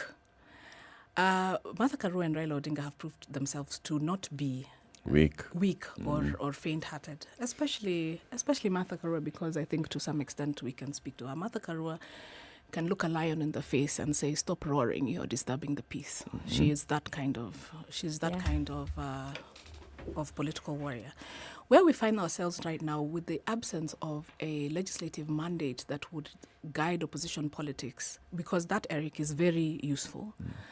In the absence of that, then it is upon Azimio to regiment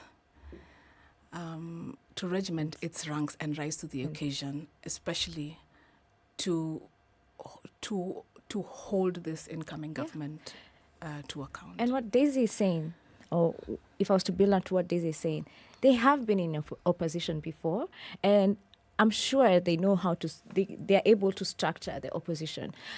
But like anything in this world, there comes a point where we need to evolve.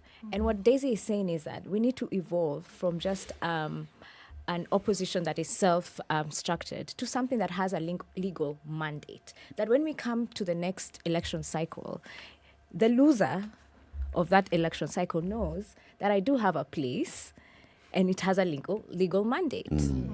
So we agreed that the first thing that they ought to do is to organize Yes. into a formidable opposition Yes. that speaks with one voice in the houses of parliament, It's so that then you can push forward. Mm. But if you don't do that, because yes, they've played the role of being the lone voices in the wilderness that are talking this and the other. But how well have they been able to organize and marshal support in the house to push the agenda? Yeah. And what's the plan for making sure that when you have the minority side in the National Assembly, that minority side will be speaking with one voice, and it will be clear to everybody else that this is what the minority stands for when the majority stands for this. You know what also happens is when there's a lack of an official opposition, what you also face as the incoming opposition is attrition. Yeah. Because the foot soldiers are taking care of themselves. You see this mini, I don't want to say mass. The visits to Karen? The visits to Karen. It's about self-preservation. If things were different, then people would be jostling for positions as shadow minister so that It they could can also hold be the an minister indication of something, Daisy. A vacuum in leadership. That they feel that, there is nobody who's whipping them and showing them the future. And so they're looking for the future. And that's why they troop to Karen, because Karen is calling them and showing them the future. I'd also say that maybe it's not a vacuum. Maybe it also just shows our culture in politics, right? That I was running for this seat really for myself, not for what Azimio stood for or what Kenya Kwanza stood for.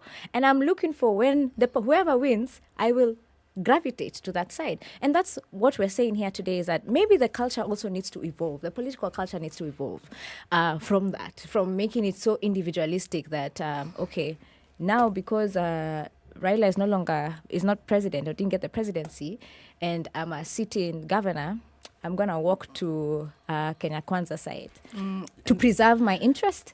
Because the people elected you and that Azimio ticket because of what Azimio stood for. And now you are basically telling your children or the people who elected you into this seat, no, I'm not going to consult you. I'm going to go this other side. Eric's point of view is actually one we should take seriously. But that is if you're referring to a different solar system and a different planet and a different country. The self-seeking behavior of the political class in this country is legendary. Legendary. Absolutely. Okay. Astronomical. We saw it with this parliament who have exited, and we saw the opportunities they had for legislating things that would move the country forward. We saw what they did continuously. Yeah. Now, the incoming seem to believe that that particular trajectory is patented. So when you become a political leader in this country, the first thing you do is you become treacherous. You look for ways in which you can perfect self-seeking. Yeah. Yes, you want to say something? That's exactly what I meant when She's I said agreeing with consolidation you. of power. Like in church when the preacher's preaching and they say, Yes, it is establishing hegemony by cannibalizing what would have been the opposition, which in itself is, even before the day of swearing in, is a plowback. It is, but on democracy. But think for a I second. want to insist again. For me, I see a gap in leadership. I don't want to say failure or lack. I just want to say a gap in leadership. Leadership to this end. There was a leadership that actually galvanized these people to this coalition. Yeah. The leadership that galvanized the people to the coalition because they could see I will get elected if I align myself with this leadership.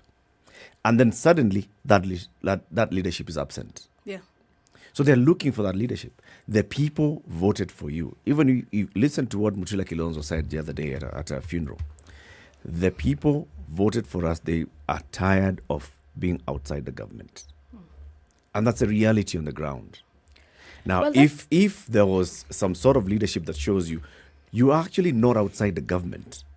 You are, as members of parliament, you are within government. Because in parliament, there's no government and opposition. And that's the whole reason we have majority and minority. Parliament is parliament. So if we organize ourselves and have a strong voice in parliament, we'd even be able to convince those across the aisle to vote with us on some issues that we stood for. To push for some issues that this administration can still implement. What we wanted to see, we can still push it through. If that leadership was strong, I believe the members of parliament, because they're still guaranteed. I have my salary, I am a sitting member, but now you're giving them the surety of connecting with the people. I will confidently say this, Eric. Yeah. Should the reverse have been true, and it is Raila Odinga and Martha Karua who clinched the presidency, the same would have happened. It is not an indication of a vacuum in leadership. And here we have said that William Ruto is a strong leader, a competent leader, a leader who consolidates power, a leader who establishes hegemony. But still, the self-serving politicians who would be in a losing, or in a Kenya Kwanza that has lost, or that would have lost, would have migrated. They would have. So it is not a reflection on the leadership. In my view, it is not a reflection of the leadership. It's a reflection on the lack of a system.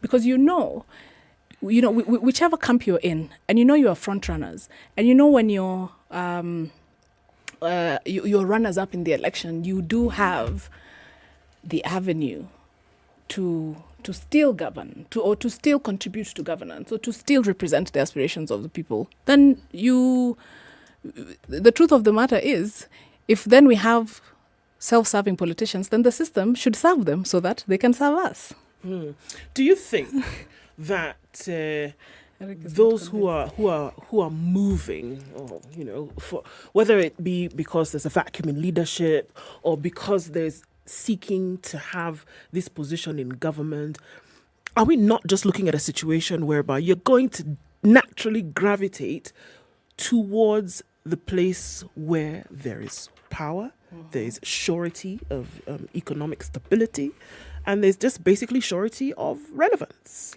You have said what I'm saying in a more elegant way. Exactly. It's still self-interest. Yeah. It is still self-interest. If I'm gravitating towards power without actually speaking to the base that elected me to this seat, saying that, hey, I've changed my mind, or rather, my deals, during the campaign, we could see, as much as the manifestos were similar, also the ideals that both campaigns were very different, right? So you're telling your base is that, now I actually don't believe in this, I believe in this. Is it really a shift of belief? Is it a shift of belief or creed?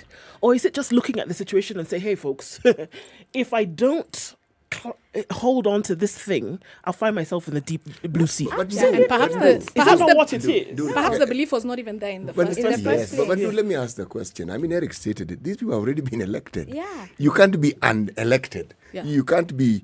You already are an MP. You already are a governor. You already are a senator. So looking at that then, are we saying that there is no staff to guide you, for you to open your eyes and realize, hey folks, you're in this thing already. This is now what you should be pushing? I think it's also in the language that our winners have been using. Because ever since the term president-elect came up in August 15th, the language has been more intimidating to the losers. It's mocking. It's vindictive. It's a language that causes even more divide to a state to a nation that's already hurting or broken. Because it's the language of a victor. Yeah. No. This is the language of a victor. It's not a you language. stand out there stepping on the skull with a bloody sword. I think that language sets apart a gracious victor and from... This man has been watching some very violent series on TV. Clearly, Game of Thrones. Clearly. Some Roman epics. But is that not what our politics is? Yeah, what... We present it as a do or die. It is. And that's what I'm saying. It needs to shift. Because you see, the thing is, where we are at right now as a country is a serious split.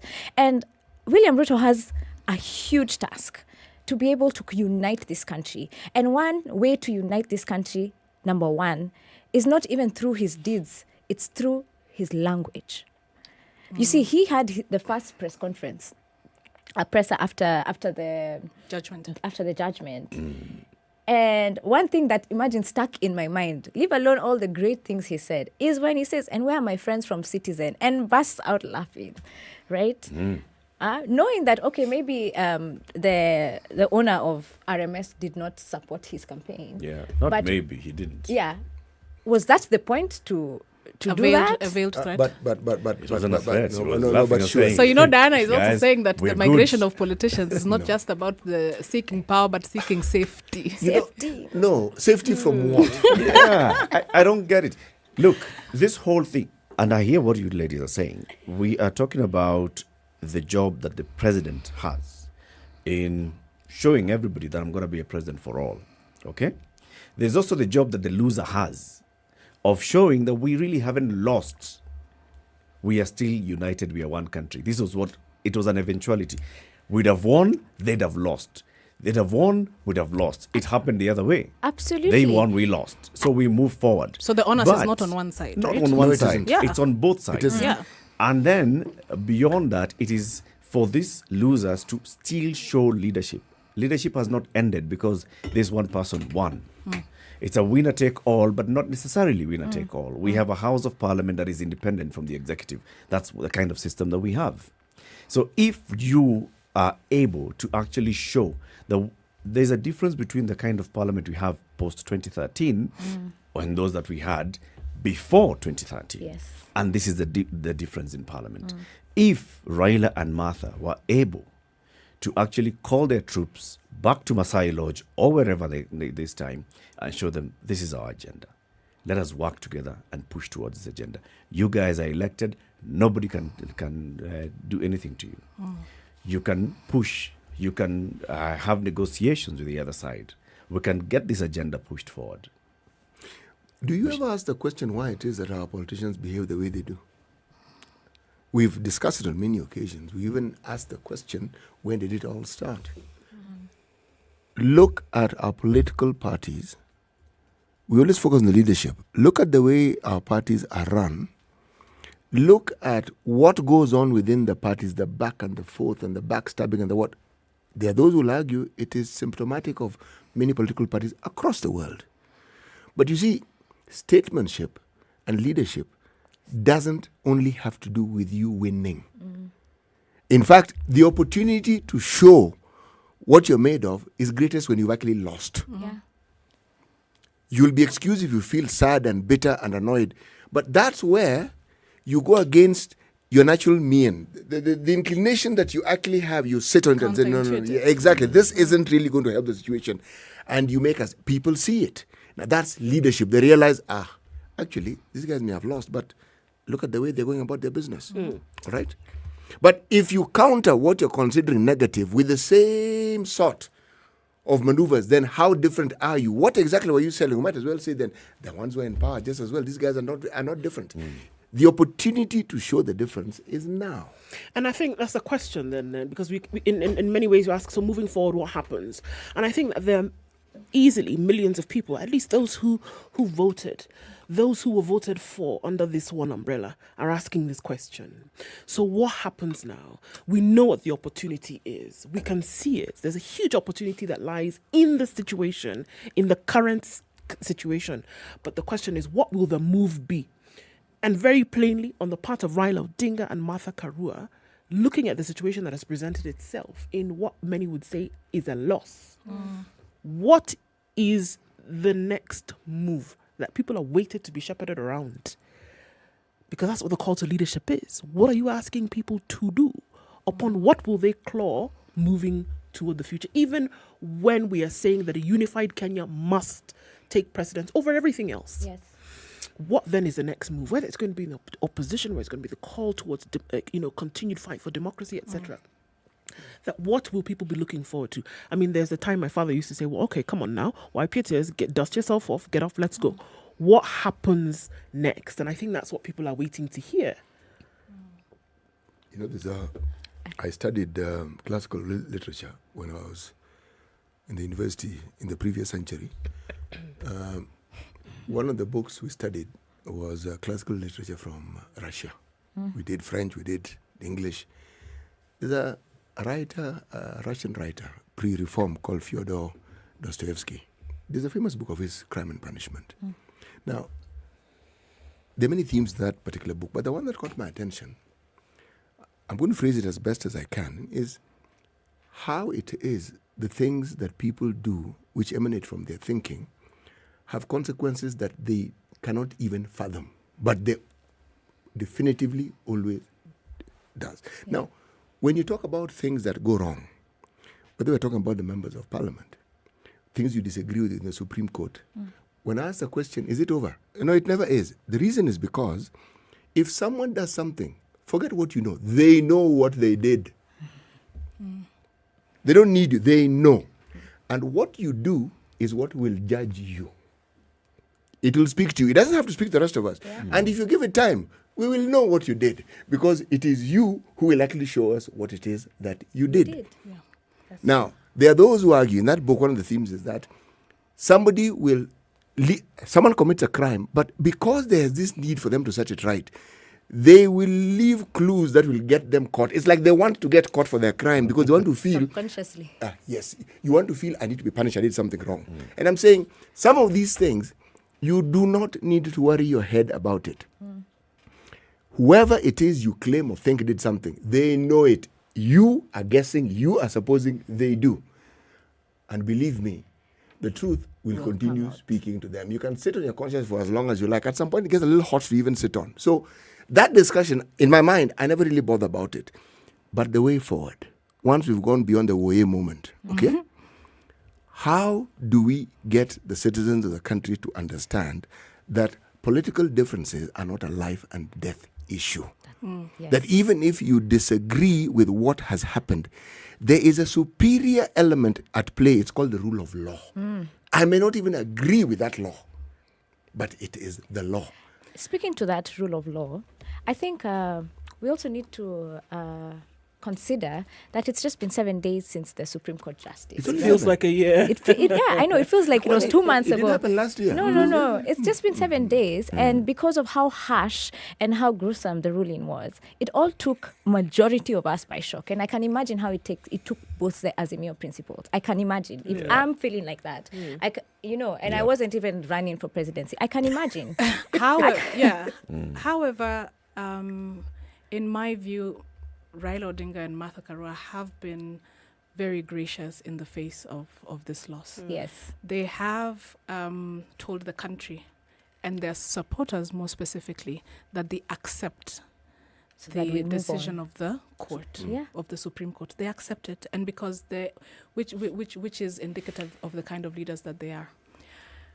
Given the manner in which this election was lost or stolen, other leaders would have perhaps taken a different path, perhaps taken the opportunity to foment the disgruntled population and direct them into something that is more destructive. They did not do that. They have been a statesman and a stateswoman. We're not going to sit and praise them for that. This is the rule of law. They got into the game with that expectation. I've got to elevate my expectation of leaders. I will not thank a leader because he did not foment violence. But at the same time, I do not expect a leader to foment violence. At the same time, you're asking, shouldn't a leader demonstrate their leadership in the face of loss? That is the beginning of answering. That's the beginning, and it's been 7 days, and we'll expect to see more. I'm also answering that and one of the things is you demonstrate leadership history by accepting and accepting. Not accepting and then saying, 2013 we saw Raila saying, I accept, but I don't agree. And he continued saying, they stole my election. That is not accepting. And truth be told, Eric, acceptance for a leader, it's not in representation of themselves because you accept in your home.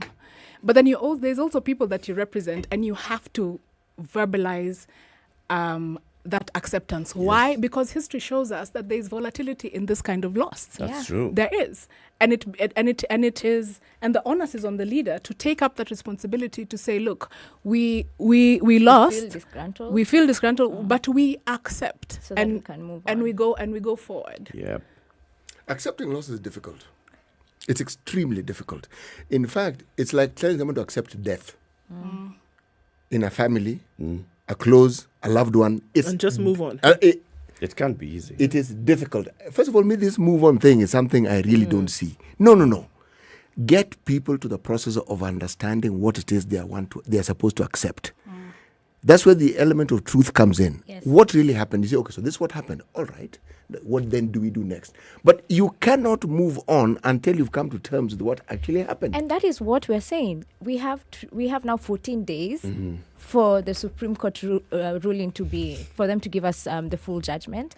And in those, and we hope that they will give us, in that we will find some sort of closure. And then we'll chat our way forward. We're not saying that we're going to just now lie on our back and be upset the whole time. Or lay down That's and true. die. Yeah. That's true. Yeah. Maybe you also get to a point. So far you've accepted the judgment of the Supreme Court. We have. The enough next for us. phase Yeah. maybe would be to accept that you lost.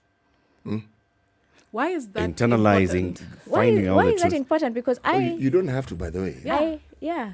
No. If you don't accept that you lost, and these are things just cosmetic. But what exactly did we lose? Did we lose the Supreme Court ruling or did we lose the election? The election. The question here is the Supreme Court ruling, not the But election. the thing is, Eric, let me just point this out. In 10 seconds. If for instance, we think that we lost because the institutions were compromised, is it sound governance or leadership to say then that, okay, we didn't lose?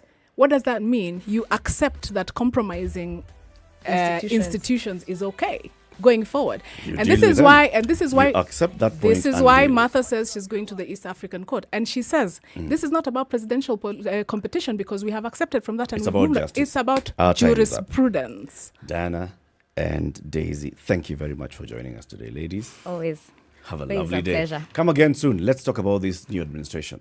Okay. Yeah. Well, Nearly 20 heads of states have confirmed their attendance ahead of President-elect William Ruto's inauguration ceremony tomorrow. Some of the leaders expected to attend the ceremony include Uganda's Yoweri Museveni, Rwanda's Paul Kagame, and Salva Kiir of South Sudan. The United States has announced that a 5-member presidential delegation shall be in attendance at the swearing-in ceremony led by United States Trade Representative Catherine Tai. Last-minute preparations are underway at the grounds with Head of Public Service Joseph Kinyo assuring that everything is in order. I would like to assure Kenyans that everything has been done properly, and whatever is remaining, we believe by the end of today, we will have accomplished so that by tomorrow, even if there is any small commas, those will be things that we can be able to clean in the morning and ready for 13th. The gates of the 60,000 capacity stadium will be open to the public from 4 a.m. Kenyans have been asked to turn up in large numbers for the event.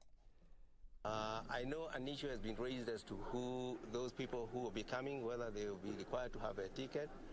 This is a very historic and national event, and for that reason, Kenyans are all invited to join, but those who may not be able to access the venue, because the venue, of course, cannot accommodate the entire population of Kenya, we have facilities that will be put outside the main field from where they can be able to see what is going on. The Nairobi Metropolitan Services has announced the commissioning of Uhuru and Central Park through a public notice on its official Twitter page. NMS said there would be a fireworks extravaganza in Uhuru Park between 7 to 8 p.m. today. Members of the public have been advised to anticipate and enjoy the display. Uhuru Park and Central Park have remained shut for several months now to give them a facelift. The judiciary has flagged as fake a report alleging that Deputy Chief Justice Philomena Mwilu and Justice Smoking Wanjala tendered their resignations after the Supreme Court verdict. Yesterday, there were speculations that the two Supreme Court judges had submitted their resignations to the Judicial Service Commission. The judiciary, however, clarified the information, which they said was false and ought to be treated with contempt.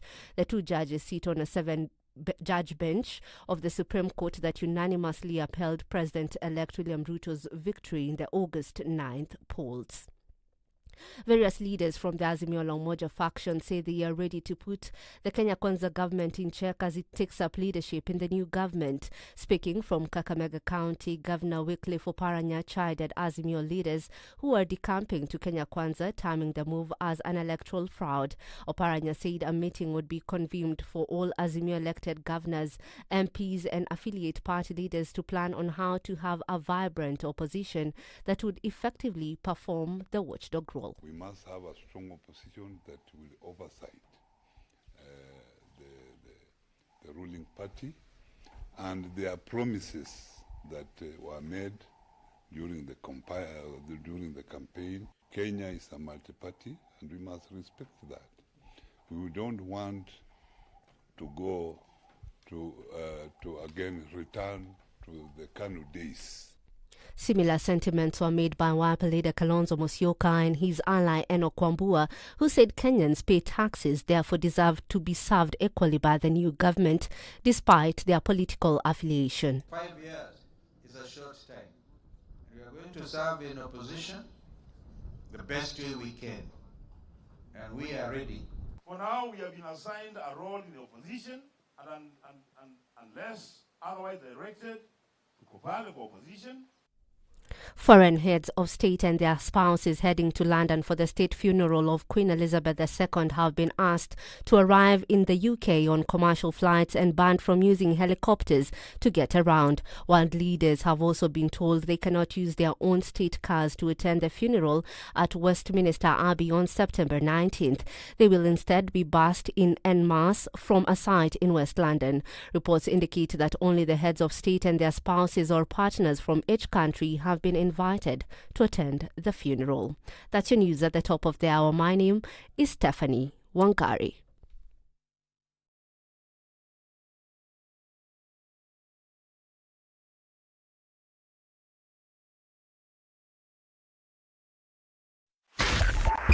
.5 Spice FM, Kisumu. Traffic still continues this Monday morning, and we're looking at it having built up quite strongly on the Thika Superhighway coming into the city. We're also looking at this crazy business that's going on coming into Gong Road, then off of Naivasha Road. We're heading towards Kingara, and that looks crazy. It's absolute madness as you get out towards Gitanga Road, Kikambala Road, getting into Lavington. And then you're going to get onto James Gishuru. It'll take you out towards Waiaki Way. The spillover to Kuna Road and the Red Hill Link Road is a catastrophe this morning. Coming off the Thika Superhighway as well, coming in from Kiambu County, that started early, and we're looking at a big mess then from that junction at Outer Ring. On Kiambu Road as well, bumper-to-bumper traffic is in and outbound. It's mirroring the same on Limuru Road. And Limuru Road is quite long because we're looking at well into Red Hill. Remember that we saw the connection coming in from Westlands. It's connecting then to United Nations Avenue. So the traffic this Monday morning is gut-wrenching. Hopefully we'll get through the morning without too much in terms of incidents. Let's talk on SpiceFM KE on Twitter. Try as much as possible to keep things moving this morning.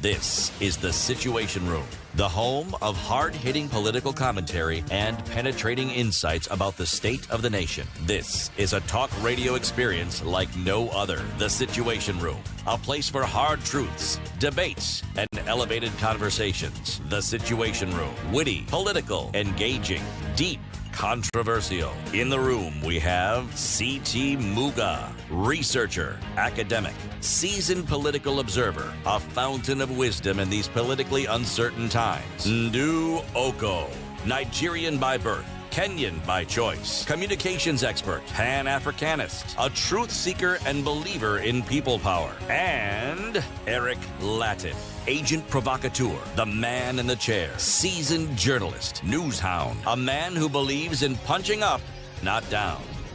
This Good morning. Is the Situation. 7 minutes after 8. How are you doing? Welcome to the third hour of Kenya's biggest conversation this Monday morning. It's the 12th day of September 2022.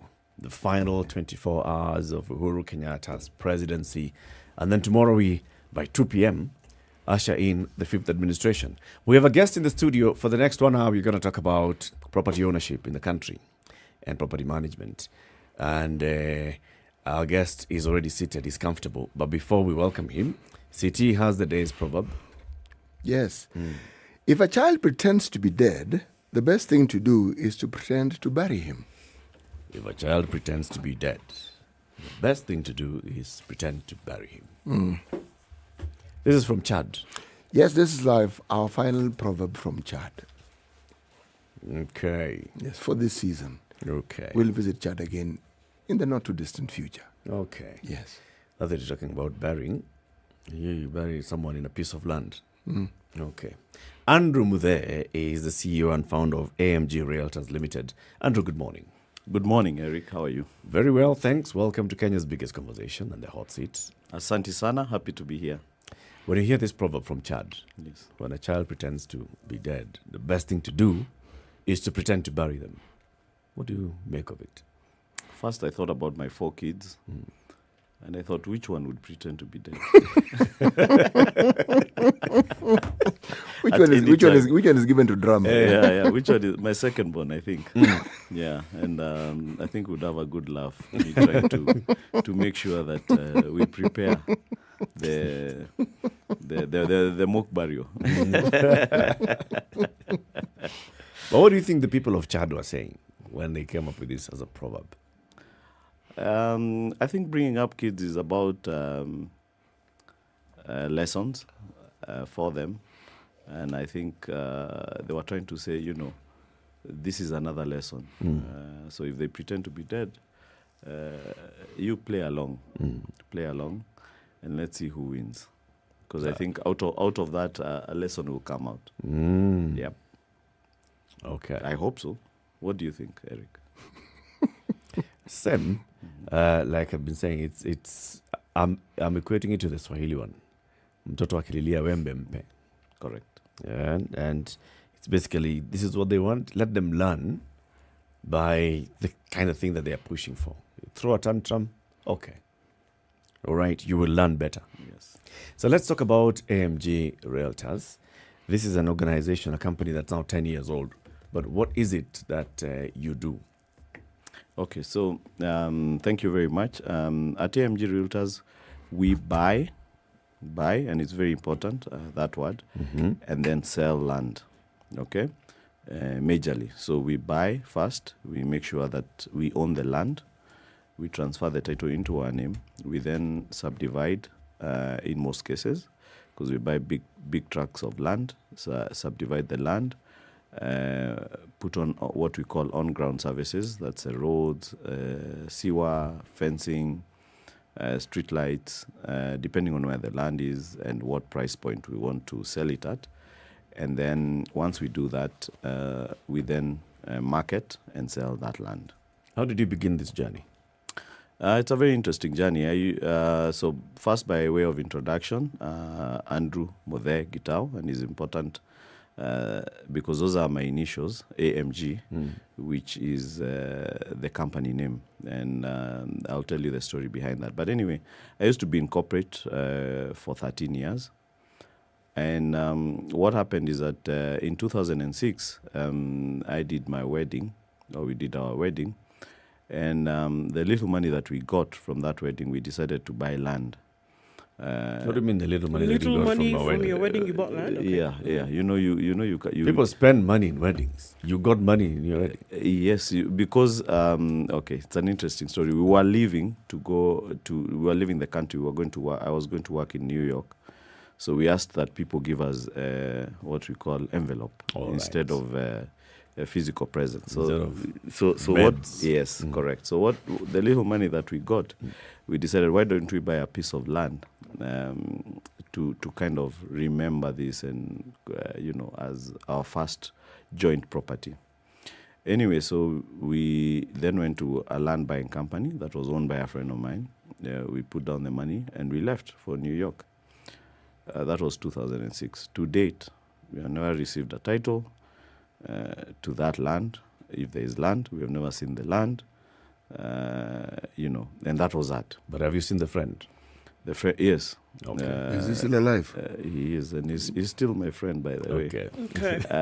But anyway, so when I was in New York, I started thinking, now I have some little allowance here, some little savings. I want to buy land, but who can I trust? Who can I send that money to? And why is it that you buy land and you never receive a title for 10 years, for 5 years, for 6 years? So that used to bother me a lot because usually I think that people look for money to do things. So usually the hardest thing to find is money. But once you have the money, for example, if you're looking for a car and you have money, there are more than 100 showrooms in Kenya where you can buy a car.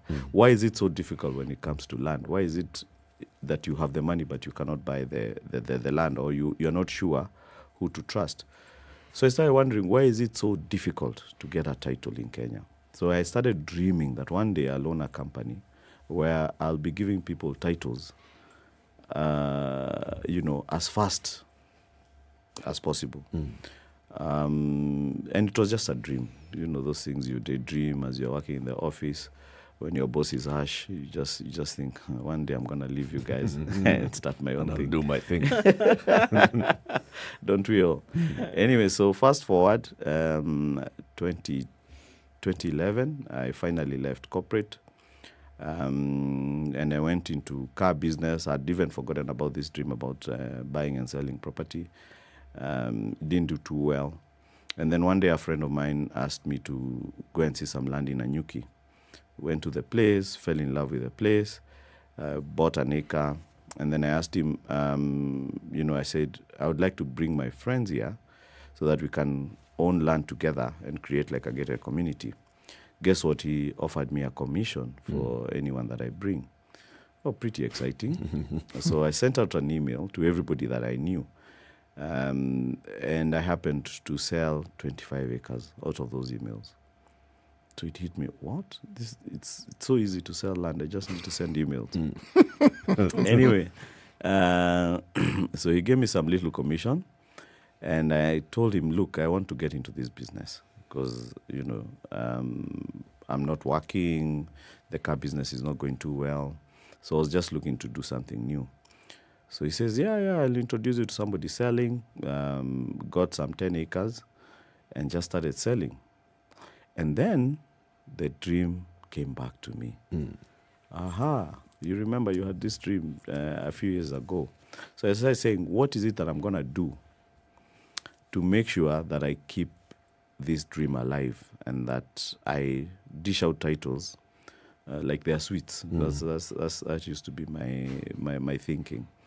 So I started thinking, what are the things I need to set in place to make sure that this company works the way it's supposed to do? So the first thing that I did is to name the company, using my own initials. I said, I want to put my name on the line. So your name is your bond? Yes, my name is my bond, exactly. I'll use that one next time. My name is my bond. So, and you'll pay Eric a commission. No problem. So I said, I used to work for Colgate-Palmolive, which are names of partners. Colgate was a guy. I said, I'll put my name on the line, number one. Number two, I said, I'll only sell my land. I'll only buy and sell. I won't do brokering. I won't do joint ventures. I won't be an agent for anyone. And it's not arrogance. It's just saying, I want to invest my money first before I ask somebody to invest their money on the same piece of land. Because if I invest my money, it means then I have to do proper due diligence. If I'm invited by somebody to just sell their land, I'll be so excited to have that opportunity, I might not even do due diligence. And that has happened a lot. You find somebody selling land, it's owned by somebody else. The land has a court case. The land is not even owned by the person inviting you to do a joint venture with them. So I said, I'll only sell land that I own. I'll only buy and then sell. And I knew that if you do that, that takes time because it's a patience game, because you can only sell what you can afford to buy. And, I didn't have a pot of money. I had very little money, by the way. I started my business with one spoonful of soil. so to speak. Anyway.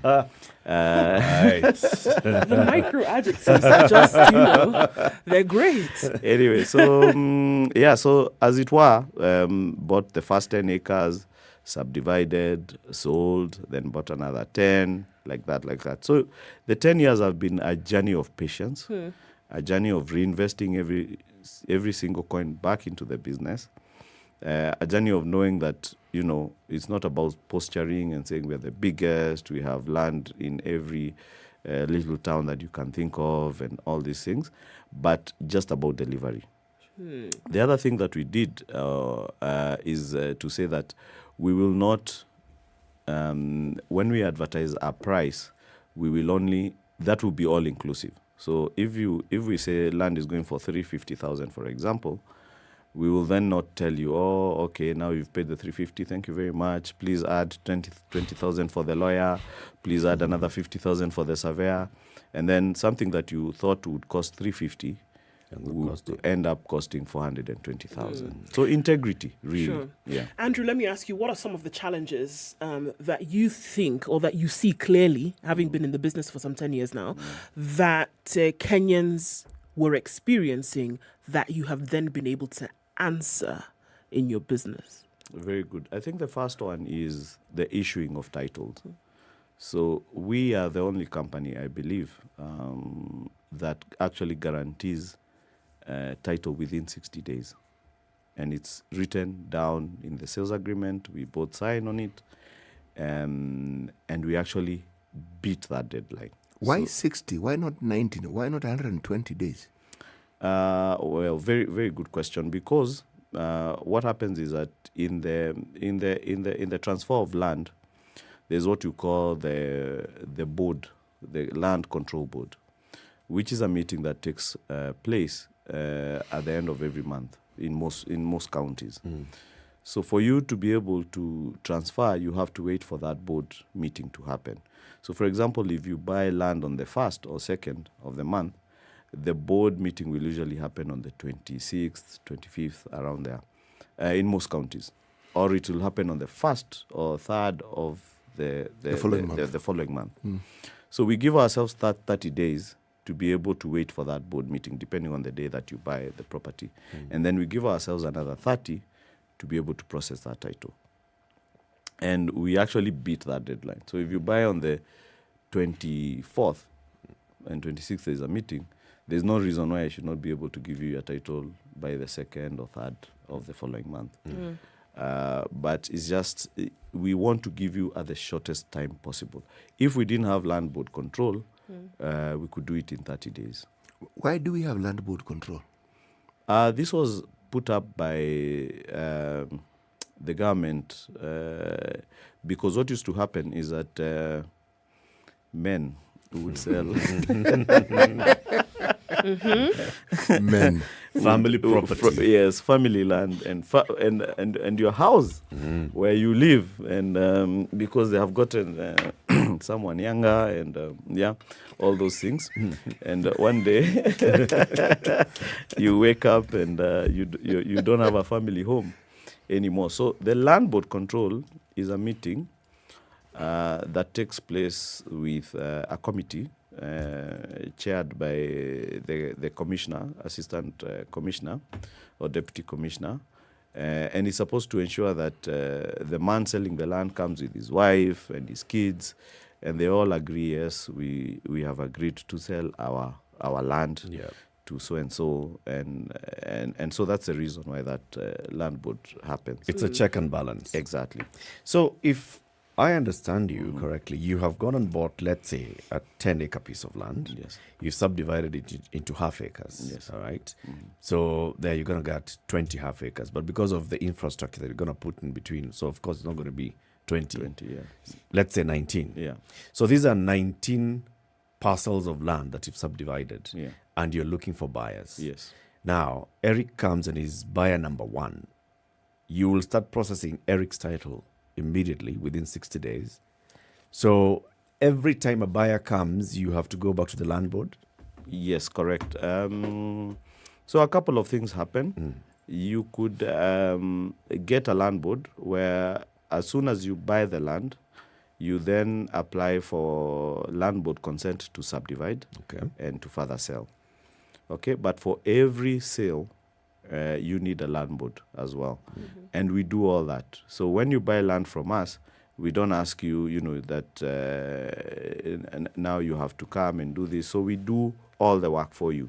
So we apply for the land board for the half acre that you've bought, and we process it at the land board meeting, and we then do the transfer for you. So we do that for every single customer. Sounds straightforward. Yes. So why is it that not all land companies are able to do this? To guarantee within 60 days, within 30 days? There are a couple of reasons. Number one is that they sell land that they don't own. Okay? So if Eric is selling 20 acres, I'll approach him. I'll ask him, sell me this land. He'll say, okay, 20 million shillings. I'll give him a deposit of 2 million, and then I'll ask him to allow me to subdivide the land and sell as I pay him the balance. So that land still belongs to who? To Eric. To Eric. So then, if I sell it to Muga, yes, that's a good example. Yes, I cannot transfer that land to Muga because it still does not belong to me. To you. Yes, it still belongs to Eric. So until the day I finish paying Eric, then Eric transfers the land to me. Then only then can I then sell it to Muga. So that is one of the biggest problems in the industry, that people are selling land that they don't own. So people are intermediaries. Exactly. So one of the ways you protect yourself is when you go to buy land, ask to see the title. Okay? And if the company is called XYZ, why is the title then written John Kamau? Who is John Kamau? And yet the sales agreement says XYZ, the payment is to XYZ. Why then is a title owned by John Kamau? And they need to have a very good explanation. And you need to see the documentation. See the documentation between John Kamau and XYZ. Has John Kamau allowed that if you buy that land, then you can get a straight transfer from him? Usually, they will not allow because they need all their money before they can transfer the piece of the land to you. So that's one of the biggest challenge. Now, again, naturally, human beings, once I buy the land from Eric and I have a balance of 18 million and I sell to Muga and he pays me 2 million for his half or 4 million for his half, my natural tendency is to go and look for another Eric who is selling another 20 acres. And use that money. As a down payment. Another down payment. So I never pay Eric. So Eric waits for 10 years before he can be paid.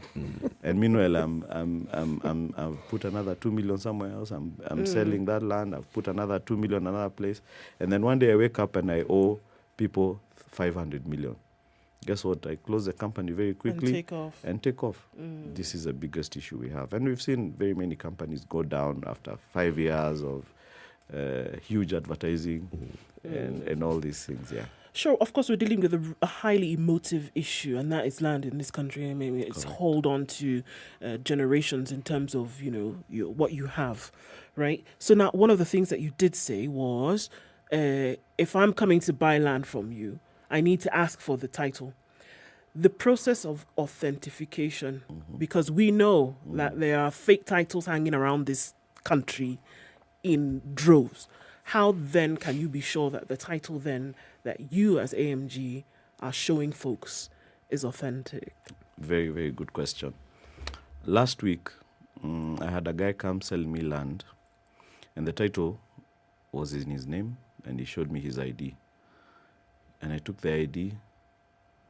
So I look at the ID, and I look at the guy, and there's no resemblance.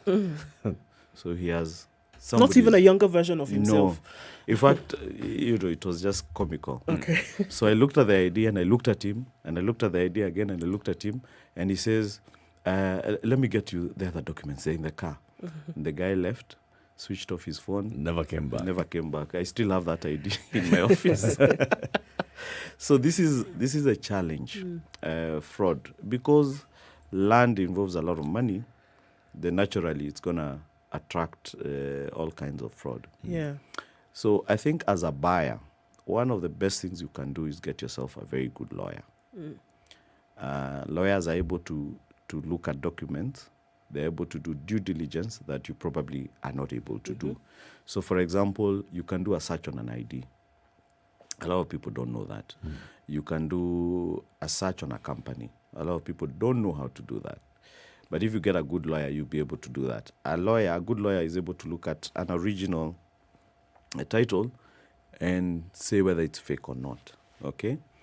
A lawyer can ask for something called a copy of a green card, which is a further search on the history of that land. So if you go to the lands office, in their file they have what we call a green card. And the green card has a history from the day that land belonged to the government of Kenya. Remember, all land starts from government of Kenya and then moves to an individual and a company.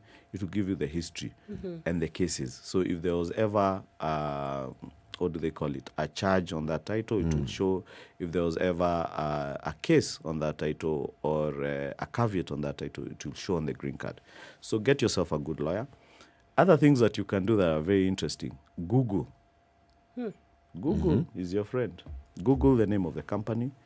See whether they have any cases. Google the title. You know, so if it's written Nanyuki Marura Block 5/753, just put it on Google and just search. You'll be surprised the kind of things that you find. If there was ever a story or a yes. case. So one day I was sitting with a friend of mine, and he says, I bought this land and I'm not able to transfer it. I don't know what's going on. And this guy, the guy who sold it to me, is always giving me stories. So I said, okay, show me the title. So he shows me the title. I just Google it. And there was a case on it. And it was in the law.org website. And so I showed the guy. The guy almost dropped off his seat. He says, I have never thought about doing such a thing. Go on social media. Look at that company. What are the kind of complaints they have? Go on social media when you wake up at 3 a.m. and you can't sleep because you're thinking about buying this land. Because also companies have guys who are dedicated to deleting all the bad comments. So if you happen to wake up at 2 a.m., that's the best time to before search. the social media guy has before the guy reports. So there are a couple of things that you can do, but getting a good lawyer is always very important. Yeah. Let's take a break. Andrew Muthegitao, AMG, is the CEO and founder of AMG Realtors, a company that has been in operation for the last 10 years, buying, and he says it's very important that you start from that point, buying, subdividing, and reselling land in the country. Not all cases where you subdivide, is it? Not all cases. Okay. Most cases. Buying and selling land. Not buying and developing and then selling houses. No houses. No. Just land. Just land. Buy land, sell land. Yes. 10 years in operation. How many acres have you sold so far? Never counted. Or the 10 years? A little. The 10 years. Started this company with a spoonful of soil. He told you, spoonful. How many acres? Many spoonfuls. And grand ambitions. And a clean heart. Yes. And here he is today. County 49, Ndu. Yes. Did you go there over the weekend and see Yes. the intrigues that are happening in Bwatele County? It's a fictional county in the breadbasket of Kenya, but it offers and packs a punch in terms of the intrigues that are going on with governance and a kidnapped governor and people who are now making their own terms. I wonder if they're selling land in Bwatele. They must be selling land in It must be one of the things that's going on there. We can help them. Yes. Showmax is offering you this and other programming for as little as 760 shillings per month, and you get to have a look at some of this great and other programming, like County 49. Third episode out, another one coming out this week. This is something you want to catch. Live on SpiceFM, KTN Home and online. We'll be back shortly.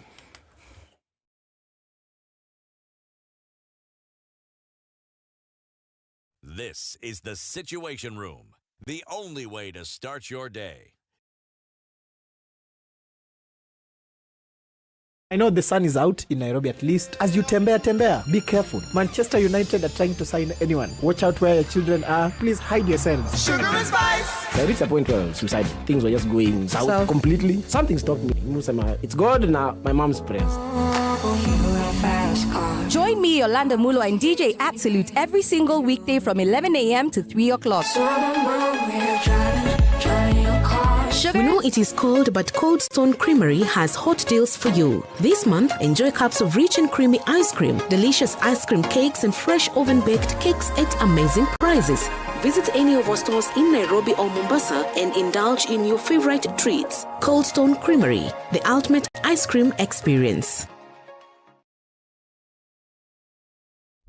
Classic soul, R&B, smooth jazz, neo soul, and nostalgic ballads. Make some noise. Yeah. You're listening to Spice FM.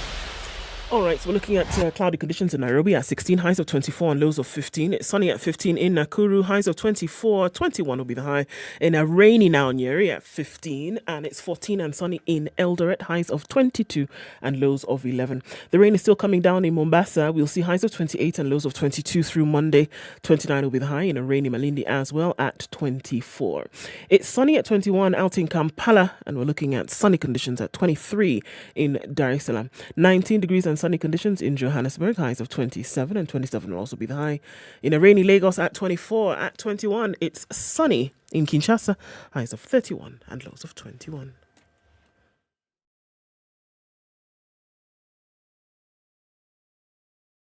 Spice FM. Spice up your life. Monday morning traffic says, I am not your mate. It's not funny today. We're looking at it really heavy coming off of Thika Superhighway. And in this whole Westlands area, the western part of the city is absolutely crazy. Even the CBD cannot contend with this, where it usually has most of the traffic. But today it said, okay, I give up. Because whatever is happening, coming off of Naivasha Road and then feeding onto Kingara, and then onto James Gishuru, which then is now bleeding over into the Red Hill Link Road. I mean, that's an absolute mess. And Ring Road Westlands tail back well into Kileleshwa this morning. Riverside Drive, that's a totally different story.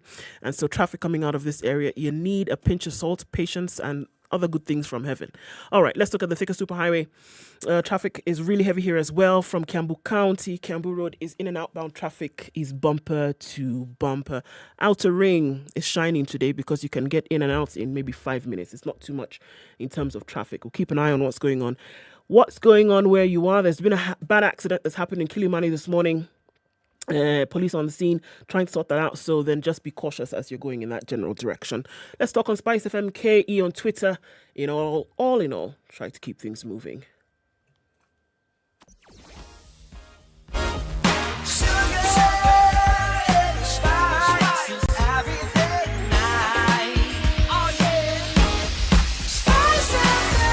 Spice up your life. Mature, intelligent talk every morning. Spice up yourself.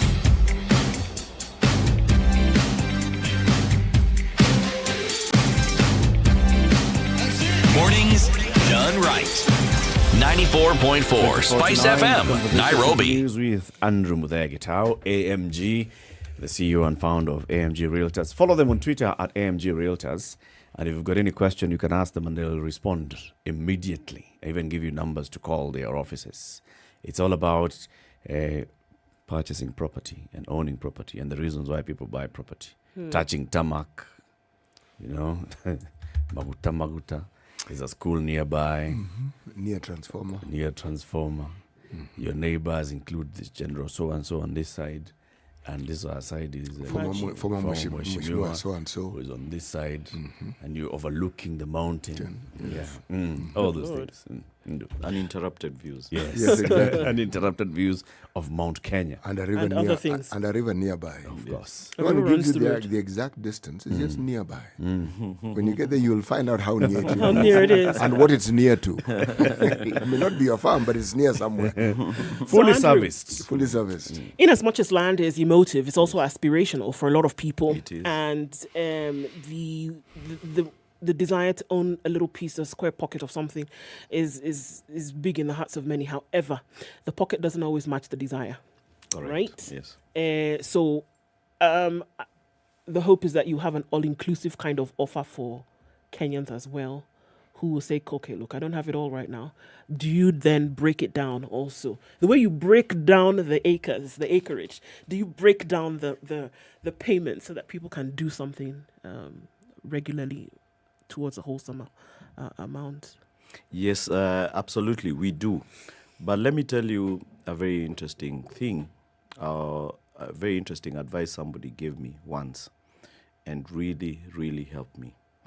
When I was in corporate, and I wanted to get a mortgage to buy a house, and so I drove into Runda, which was my dream estate, like very many other Kenyans. And obviously, the pocket and the dream were not matching. And so I told my boss, but I'd gone to him to complain that what they're paying me will never allow me to live in Runda. Runda. Surely. Yes, surely. How can they do that to me?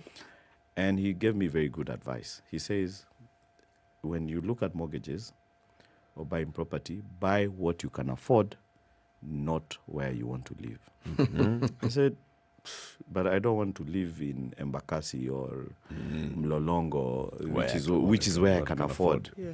He says, you don't have to live there, but just own the house. Says, okay, why? He says, if you look at life, the people who do something then end up achieving the dream. The people who wait for their income to grow so that they can achieve the dream. They can start. Yes. As your income is growing, guess what? The land price and the property price is also growing. Yeah. So your dream and your income will never match. So I think the most important thing is not to look at, I want to live in Juja, which is a property, for example, that we are selling now. It's 3.2 million. I only have $1 million. What am I going to do? So if you think that way, you say, okay, let me save up the balance 2 million, and then I can buy Juja. By the time you save up the 2 million, guess what? The land is no longer 3 million, it's 5 million. And you get frustrated. So you're always 2 million short of buying Juja. What you do is come and ask me, what can I buy with the 1 million that I have today? And I'll tell you, buy two plots in Nakuru at 500,000.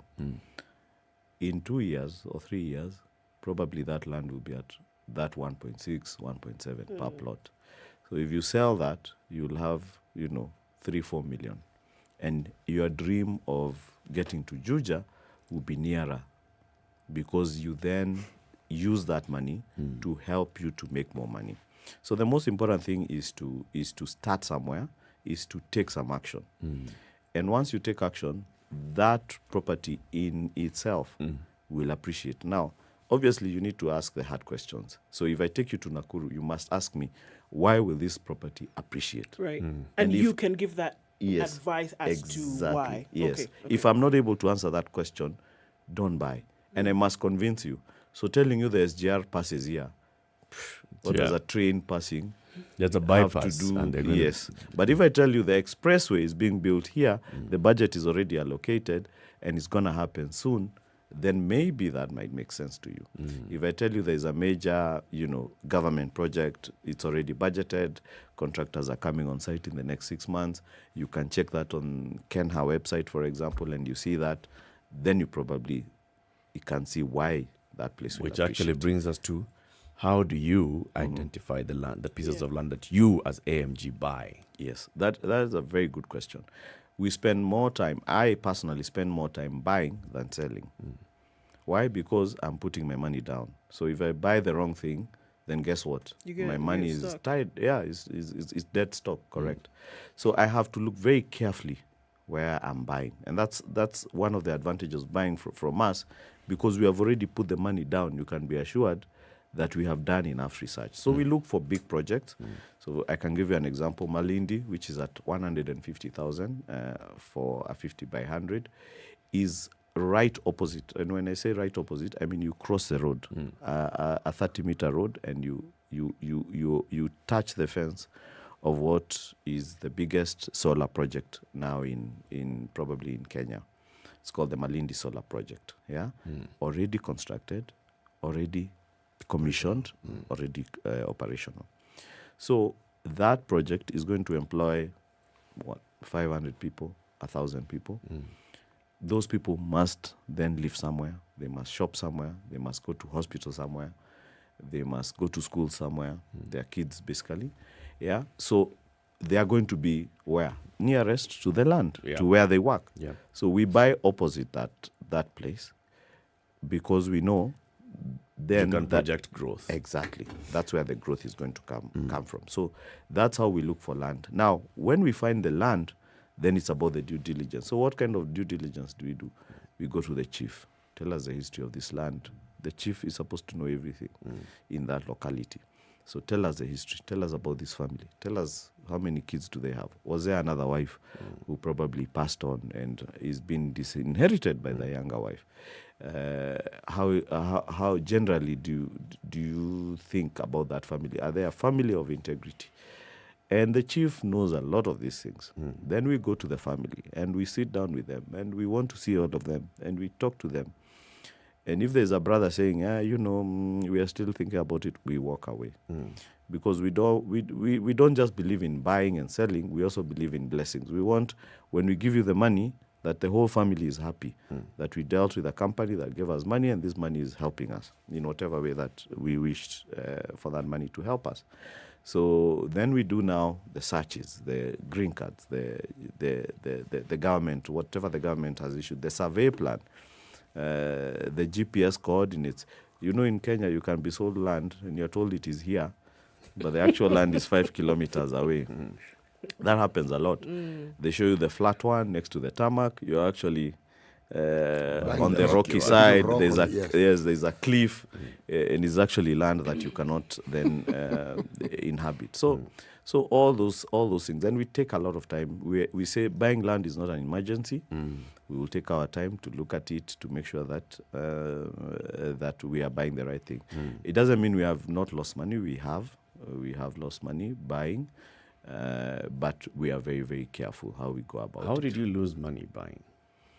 Well, I don't want to go into very many details, but there was just a ring of, where everybody's in the game. So it's almost impossible to crack through. So, everybody involved in the chain. Essentially, you were played. Yes, correct. You got played. Yeah. So is that what? Gaps in due diligence? No. It's just what can I say? It's just a system that is designed purposely to swindle. And so you get into that system, and it's very difficult to know, because by the time you realize, yes, even officials are involved in it. The very people who are supposed to provide you with the truth you are seeking are in on the game. They are in on the game. Yes, it's not very common, but it happens. How do you make the decision on how to subdivide a piece of land? So there are areas where you'll buy and you'll subdivide into quarters, into acres, into half acres, and areas like the Malindi one you're talking about, which is next to a solar power plant, and you're subdividing into 50 by 100. Yes. Why? Because number one, we do a lot of research. We always ask our customers on their feedback, what is it that you want to see? Which areas do you want us to go into? What are you looking for? So we do that research continuously. We're always doing very short surveys to our customers, because 70% of our business is actually repeat and referral. So it's word of mouth. People are happy with our services. They tell others, and they keep coming back. So we take care of them. We take care of those who are our customers, and they're the best people to ask, because they're the ones buying. Competition will never come to buy from us. That's what I keep telling my people. But we are very customer-centric. We focus on the customer. So we do surveys. We ask them, which areas do you want us to go into? What areas would you want? And like now, people are telling us we want to be next to the beach. I live in America. When I come back to Kenya, I don't want to live in Nairobi. Now with remote working, I don't have to live in Nairobi. I want to live in Diani. I don't want a beach house, but I want to be 500 meters from the beach. So we are actively looking in those areas. Number one. Number two, we look at the affordability. So we try to cater for all customers. So we have land starting from 150,000. Imagine that. Up to, we have land going for 4.5 million. Okay? So, and we have all those pieces, 150, 300, 500, 700, 1.2 million. So we are trying to make sure that if you come to AMG, you will definitely find something that you can afford to buy. So that also guides us on how we subdivide. So we know the bigger the chunk, the more expensive it's gonna be. The smaller, and the 50 by 100 is a legal allowed smallest size in Kenya, then more people can afford. And also, as you said, land is very emotive. So a lot of Kenyans, and this we have seen in our 10 years of selling land, a lot of Kenyans like many small pieces rather than one big piece. So if you are a chama, you are 10 people, you want to buy 10 eighths rather than buy 1 acre and then go into the business of subdividing and all that. If you have 4 kids, you'd rather buy 4 eighths or 5 of them, give each one eighth and have one as a parent and be a neighbor there. So that's how Kenyans think about buying land. So they think in chunks that I can distribute this wealth very easily to my kids. If it is inheritance land, it's very easy then for that succession to happen and for that land to be dished out to an individual rather than have joint ownership. Do you open your doors to non-Kenyans? So can non-Kenyans also participate in this and also then have a piece of Kenya, as it were? Yes, 100%. You can own land in Kenya as a non-Kenyan, but you can only own leasehold land, not freehold. And freehold, yes, there's a difference. Just go ahead and explain, please. Yes. That's what I was going to ask. Freehold. Yes. Leasehold. Yes. Is there another hold? Yeah. No, there's no other hold. but simply put, is leasehold. The government is leasing you land. Okay, for 99 years. So it will say, I'm leasing you this land for 99 years. And it's very important when you're buying land, because there's a start date for that lease.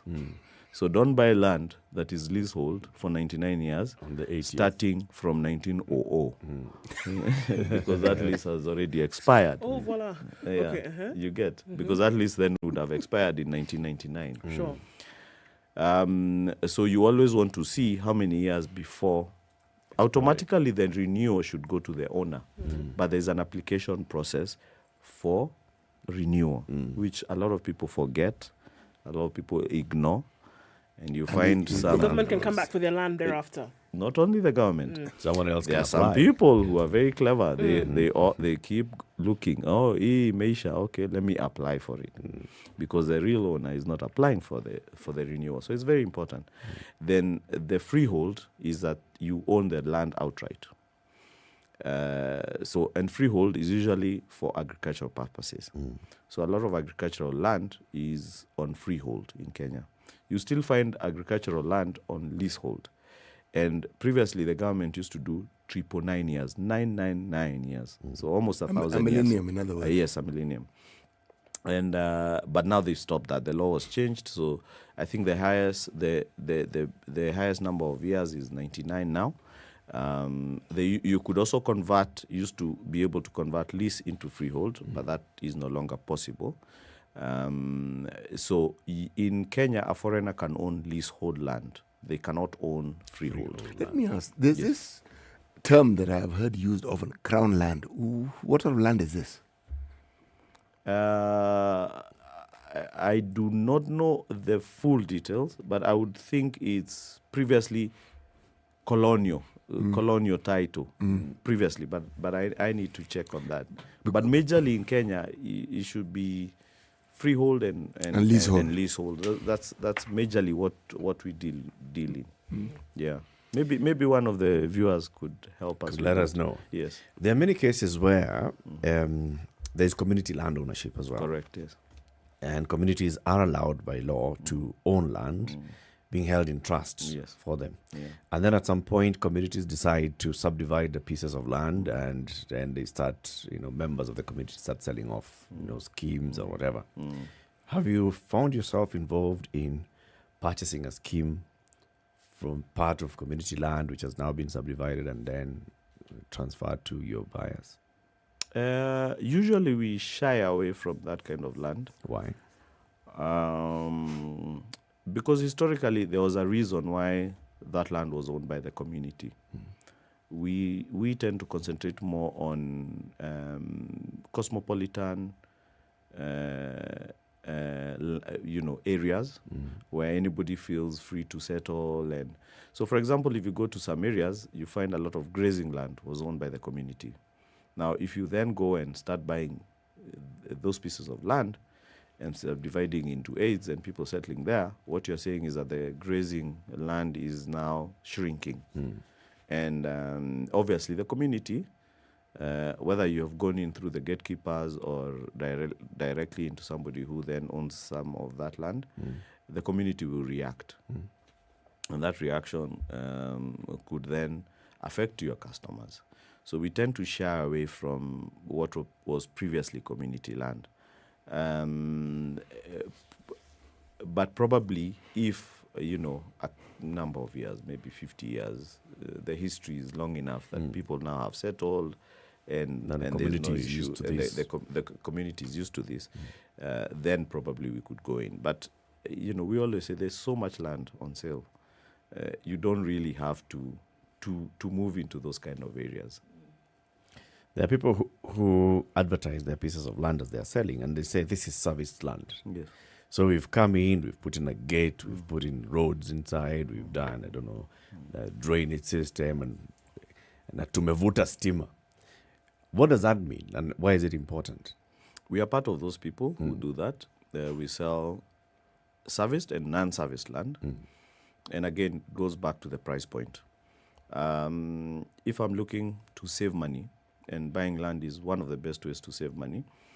If you look at shares, for example, you could buy shares today at 100 shillings, and in 5 years, that share is at 3 shillings. It's impossible with land. If you buy land for 100,000 today, in 5 years, for sure, at the very minimum, that land will be at 100,000. So you will never lose money on land. You will always gain. Obviously, you have to do your due diligence and make sure you're buying genuine land. Anyway, to answer your question, if you're looking to buy land as a saving, you can buy land anywhere as long as you see that in the near future that land is gonna appreciate. Now, depending on your pocket, then you might want to buy unserviced land. So land that has just been subdivided, maybe some roads have been done, and that's it. Now, you could also be looking to buy land to build your home. So, for example, what we sell in Juja.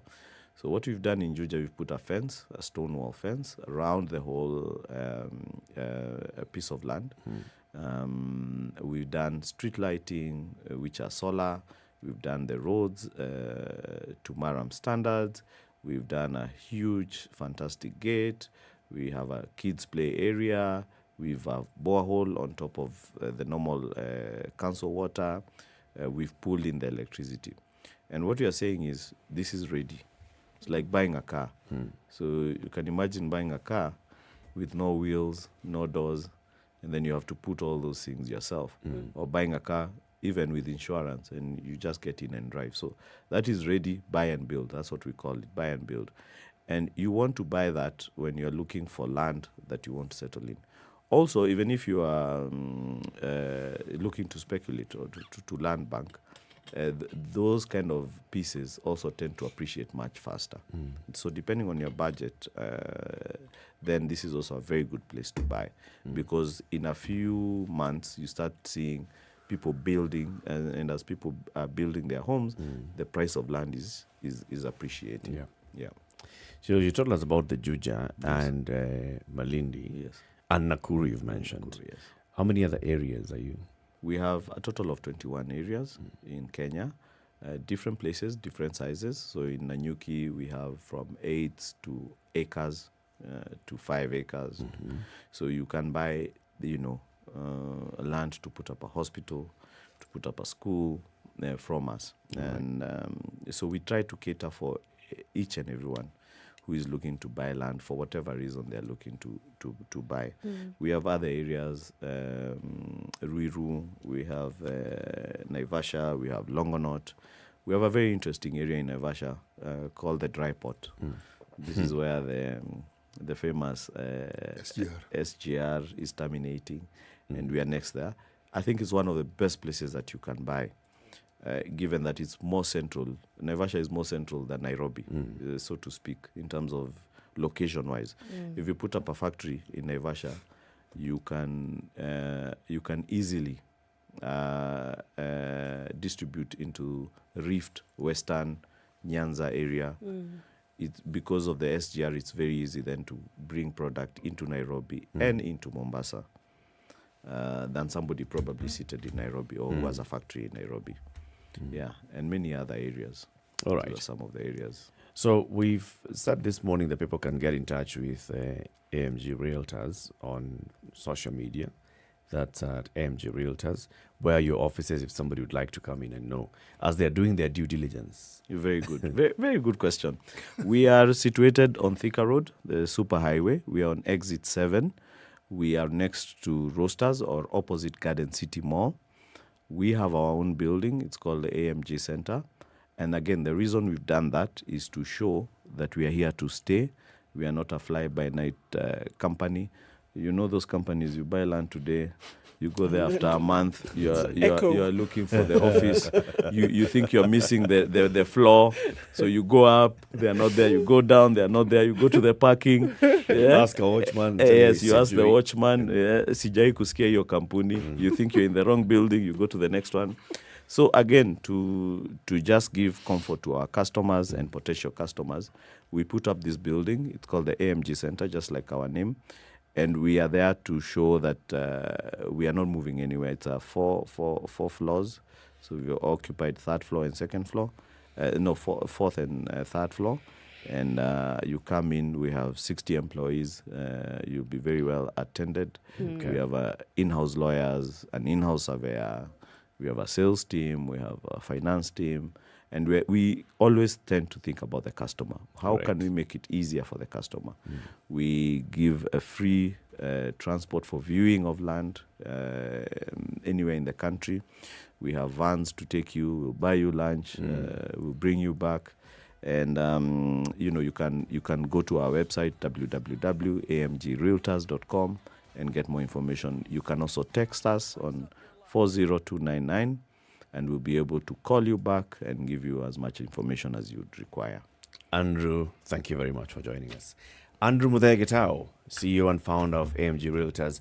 We've been talking about 10 years of them doing this business and what it means. You can visit them, like he said, or you can call them. Have a lovely morning.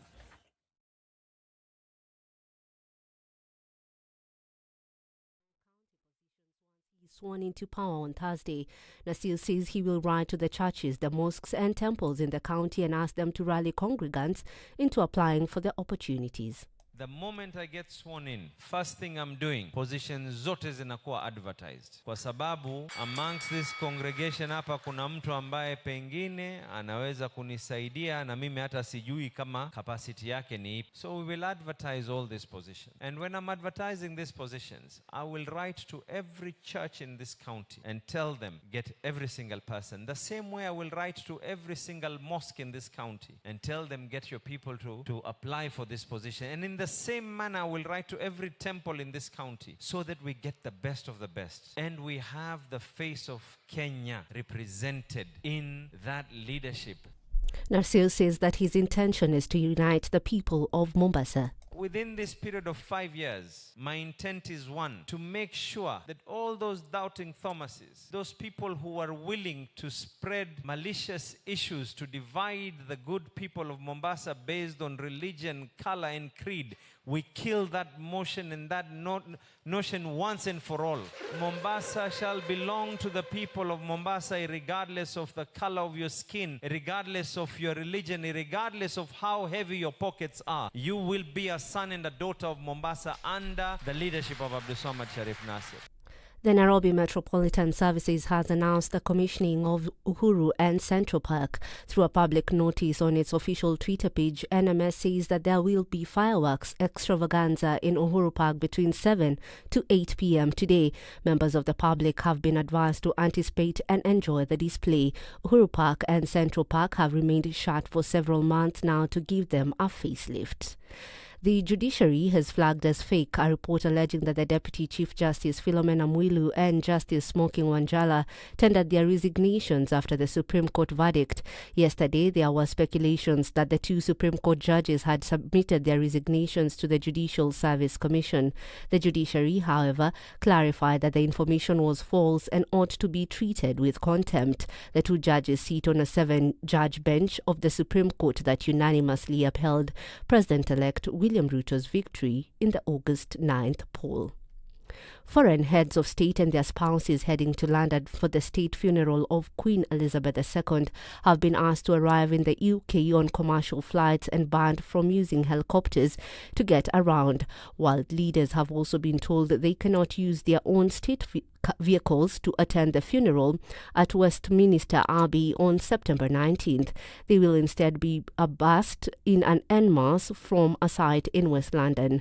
Reports indicate that only heads of state and their spouses or partners from each country have been invited to attend the funeral. That's your news at the top of the hour. My name is Stephanie Wangari.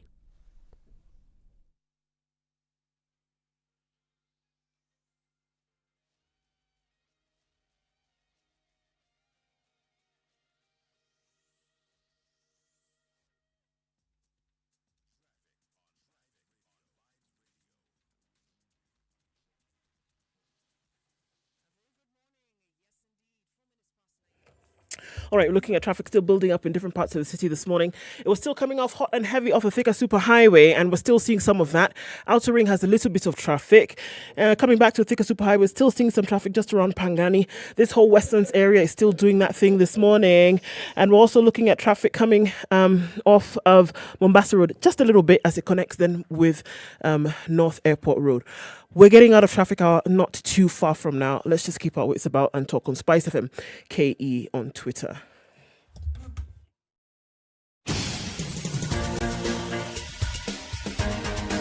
This is The Situation Room, the home of hard-hitting political commentary and penetrating insights about the state of the nation. This is a talk radio experience like no other. The Situation Room, a place for hard truths, debates, and elevated conversations. The Situation Room, witty, political, engaging, deep, controversial. In the room, we have C.T. Muga, researcher, academic, seasoned political observer, a fountain of wisdom in these politically uncertain times. Ndu Oko, Nigerian by birth, Kenyan by choice, communications expert, Pan-Africanist, a truth seeker and believer in people power, and Eric Latin, agent provocateur, the man in the chair, seasoned journalist, news hound, a man who believes in punching up, not down. This is The Situation Room, All right, the only way to start your day. How are you doing? Good morning and welcome to the final hour of Kenya's biggest conversation. It's Monday. It's a lovely Monday. Is it still cold out there? Cold kama baridi. It is cold kama baridi. It's cold kama baridi. Wow. Okay. Let it not drizzle tomorrow. Let it at least be, a nice, warm. Let it rain. Let it rain. Let it be a warm morning. People are traveling from across the country to come to Kasarani tomorrow morning. And they'll be seated in Kasarani, for the inauguration. You don't want it to rain, surely. Good thing is that it takes one day. So if you're a little uncomfortable, you'll be it's just all a right. day. And you get on with your life, but it's a momentous day. It's a memorable day. Yes. It's good for our democracy. Yes. So, Siti, the day's proverb? If a child pretends to be dead, the best thing to do is to pretend to bury him. If a child pretends to be dead, yes, the best thing to do is to pretend to bury him. Yes, simple. Okay. Play along. All right. So, tomorrow, at any time between 10 a.m. and 2 p.m., we will have a new president. Yes? And by the time the sun sets tomorrow, President Uhuru Kenyatta will be, former President Uhuru Kenyatta, And William Ruto, EGH, will be His Excellency William Ruto, CGH. Actually, he'll be Dr. William Ruto, CGH. Yes. Right? He'll be the 5th president of the country. Now that we know. So President Uhuru Kenyatta is basically serving the final hours of his presidency. Tonight, he is expected to be participating in the opening of Uhuru Park that has been worked on by the Nairobi Metropolitan Service for the last couple of months. Remember when Lieutenant General Badi was here with us in the studio, he told us about the work that they've been doing. Basically just giving a facelift to Uhuru Park and all the work that they've done, making sure that, there are more restaurants available. You can go there and you can go and sit down and have a meal. Or you can go just for recreation, take a walk. There's a jogging track, there's a walking track. There are water features. There are places for children to play. So it's no longer this place that you just go and you're like, okay, so it's... What happened here? Yeah, what happened here? They want to make it a bit more recreation, like it's supposed to be a recreational park. So President Uhuru Kenyatta tonight is expected at Uhuru Park to do that launch of the newly redone park. It's among the things that people will be looking at Uhuru Park and remembering, all right, the president came... The president told the NMS, do something about this park.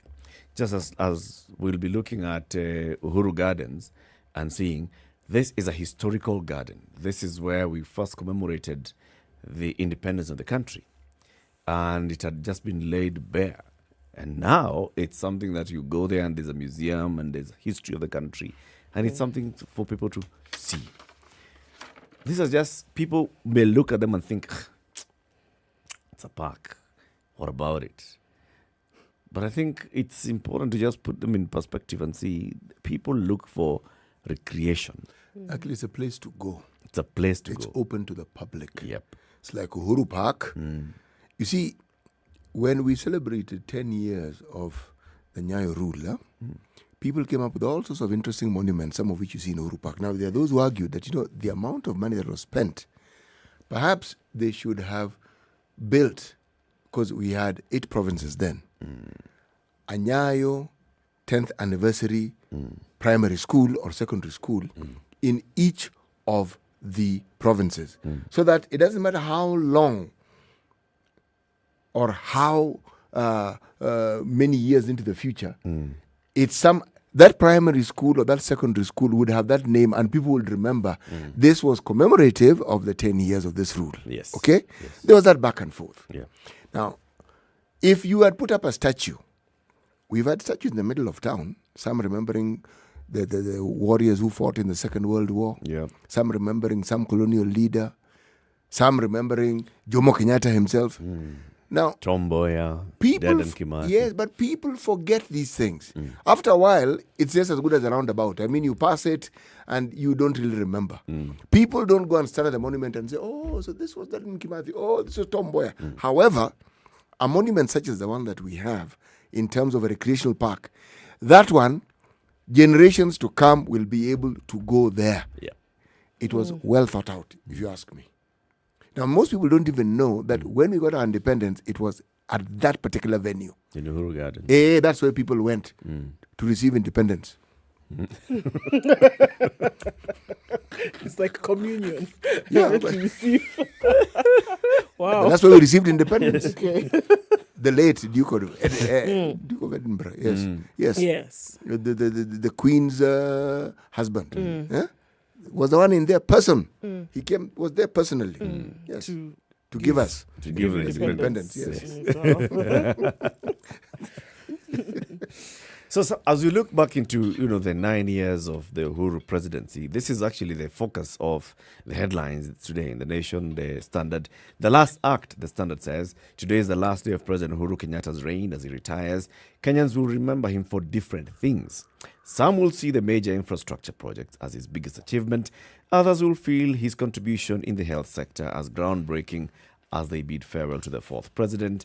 Infrastructure, devolution, public debt, budget, health and healthcare, what happened, regional peace efforts, the Kenya host talks in 2022, June, Kenya host talk between the government of DRC and the M23 rebels. What has he done in terms of searching for peace in the region? Kenya and Ethiopia signed military cooperation deal to strengthen the East Africa Standby Force.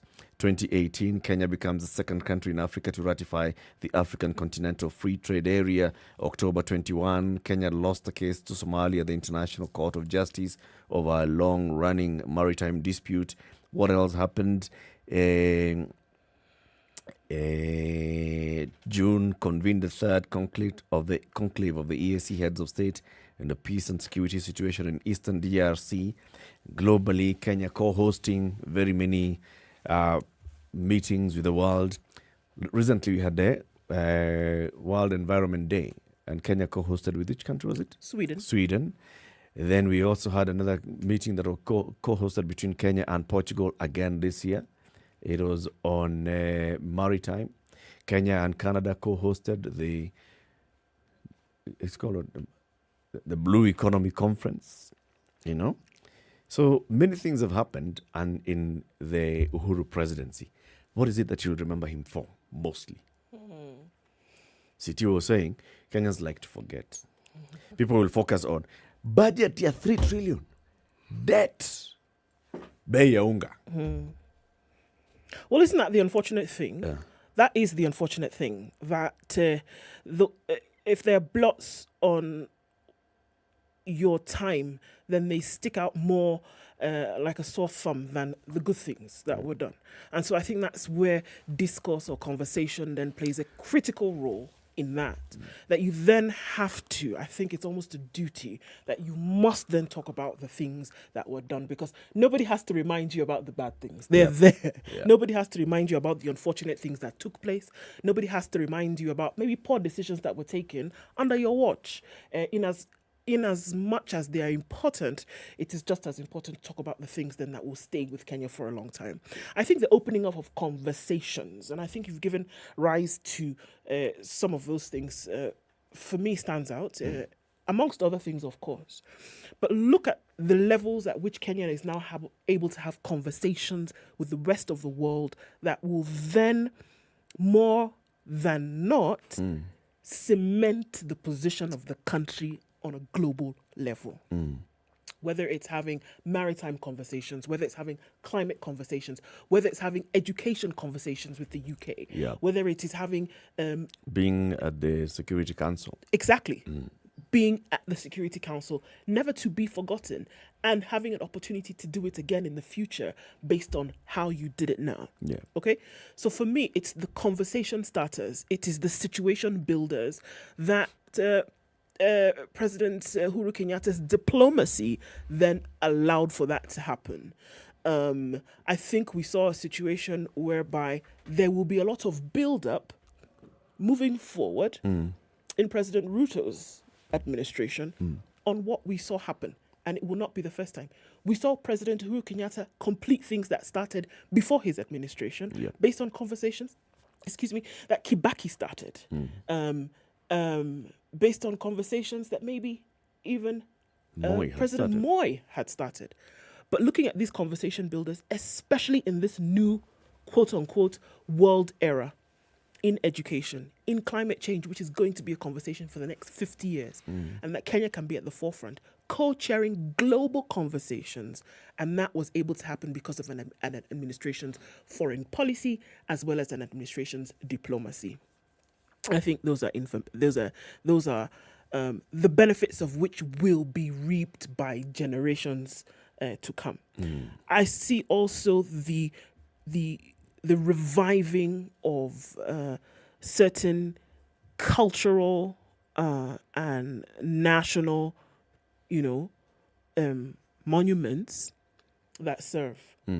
It's often said that if you want to hide something, put it in a book, that people are often not going to be able to read it, or hide it somewhere in culture. We see this with Uhuru Park being reestablished this evening, Uhuru Gardens then being reestablished where people came and got the Communion of Independence, kind of thing, and to take the time to actually do that. And I'm going to say, look, kudos to those who egged on the president to have this done at the time that it did.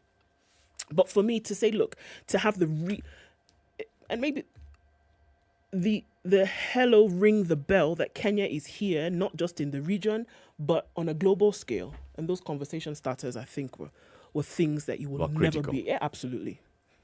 What stands out for you with the Uhuru presidency? You know, the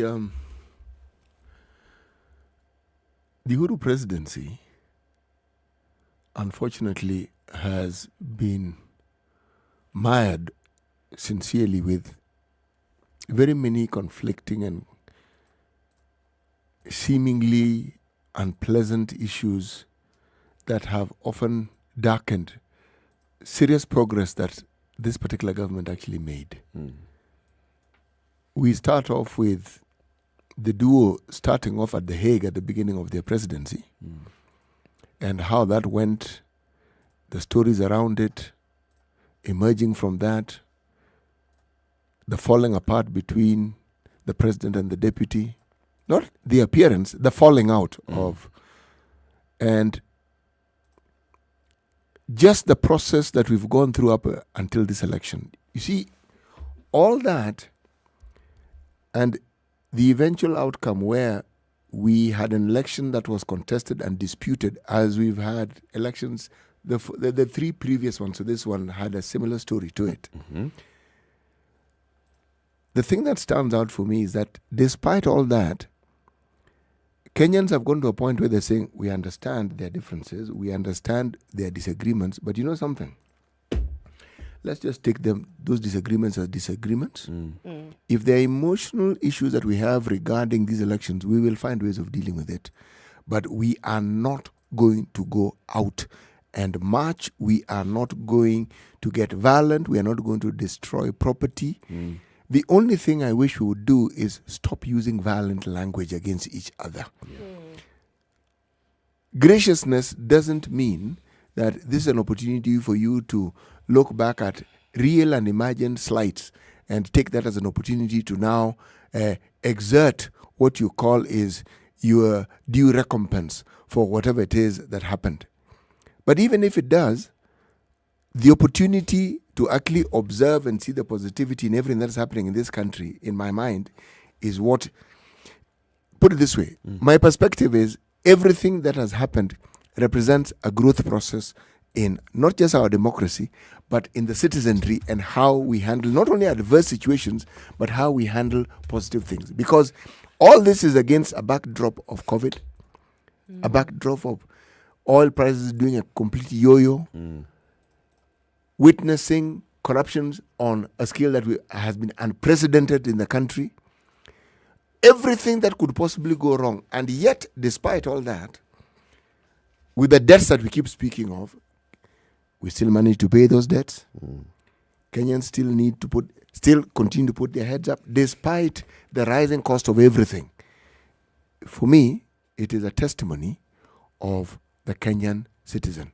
You've heard me say before that when we started seeing these posters of thanking the president, I said, no, those posters, that shouldn't be on the posters. What should be in the posters are the leaders thanking Kenyans for being wonderful people, because getting a people like the ones we have, whom you lead despite all the problems, they still stay calm, which is a testimony saying it is okay. We understand things have gone wrong. We understand.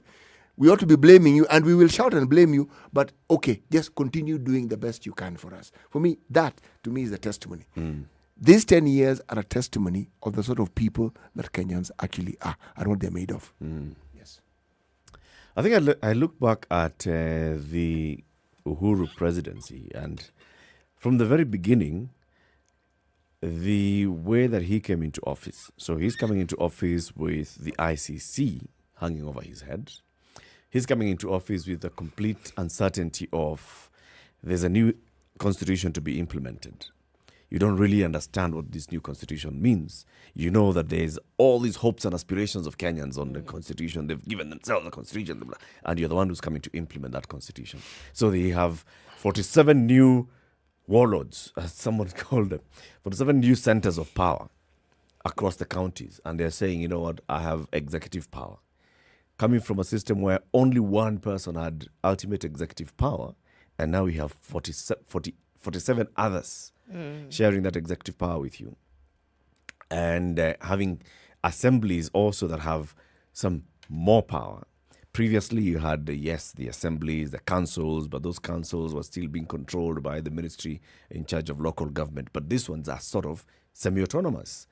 The county assemblies and the county executives were working autonomously, and he has to deal with that. He has to deal with these new institutions that have been established. The first thing that he realized is, as the president, I have no say on the security of the country. And by the time they were even pushing for the amendment of the security laws, it's with that realization that you're the president, but the drafters of the constitution have said that you cannot order the police. Yet the people are looking up to you and saying, we want you to be in charge of our security. And then you realize, there's a body there called a Police Service Commission that is in charge of the Inspector General of Police, who is supposed to be independent, who should not take instructions from anybody. So what's my role here? And he had a lot of just juggling and understanding to do, although he had participated in writing the Constitution, in all the talks in the Constitution. But it's just, like you're saying, getting the taste of the pudding. At that point, he's the one who's eating it, and he's the one who's got to tell us how it tastes. And I think that was a lot for him to handle and to juggle with all those things happening. And the fact that we've gotten to a point where, we have institutions, he's saying, okay, we have a Supreme Court.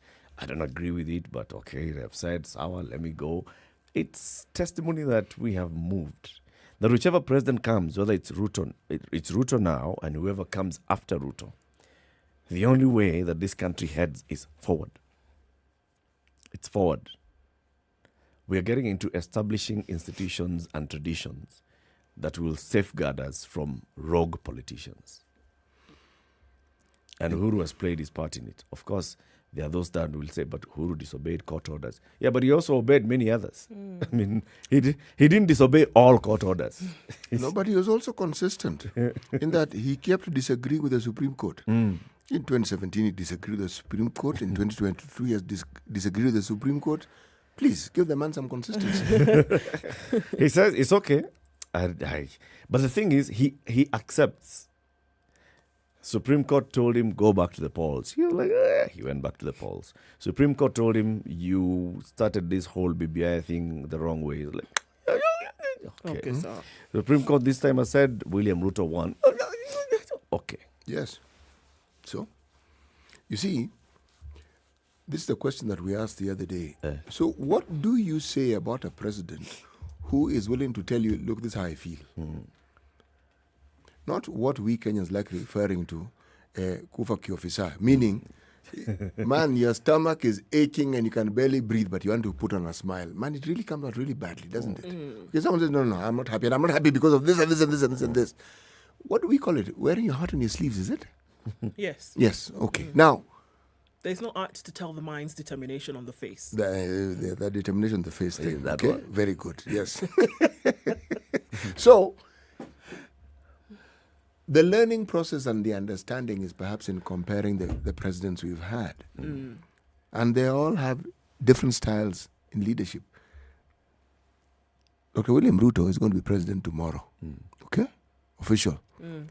His style will be different.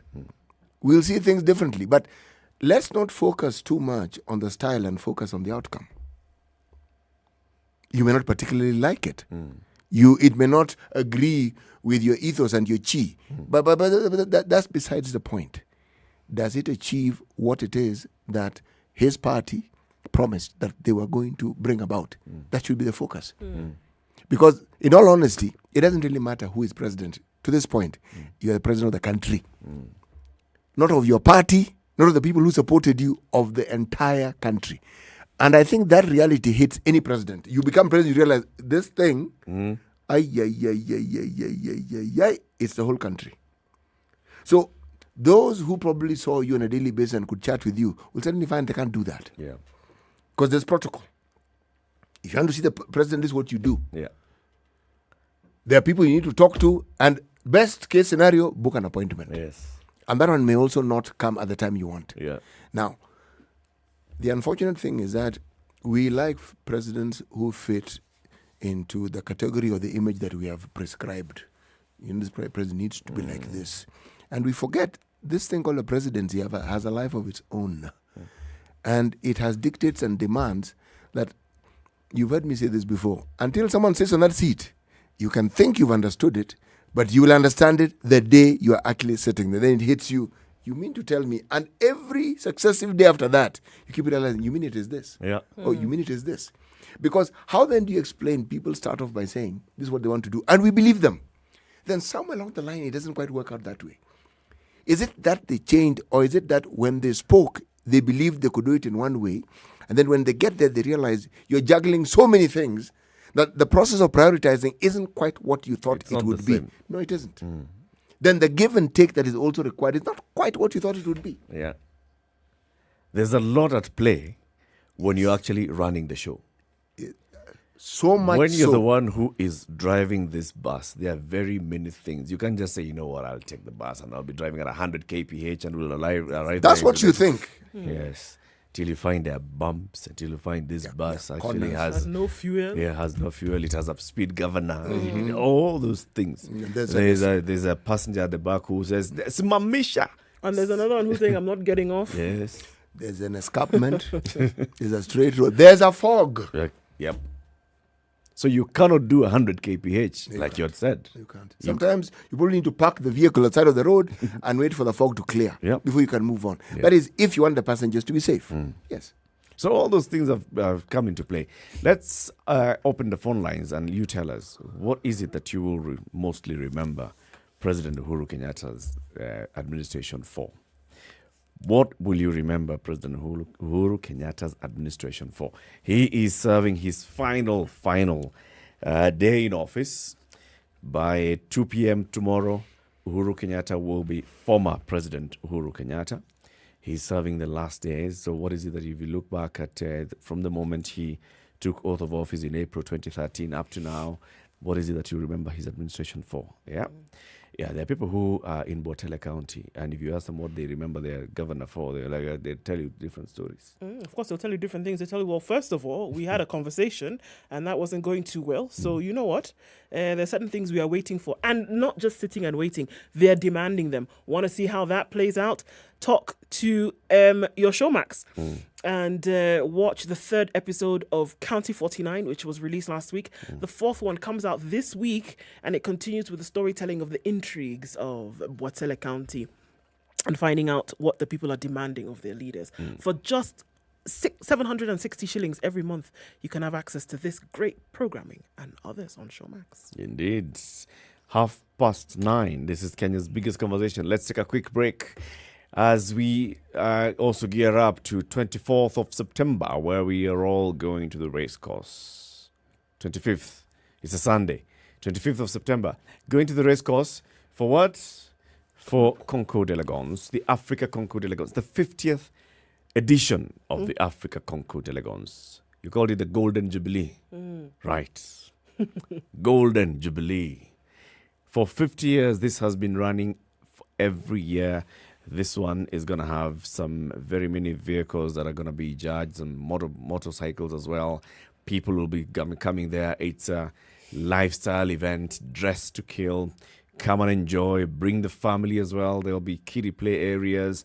There will be places for people to just chill and relax and look at the vehicles. There will be places for people to go and try themselves out.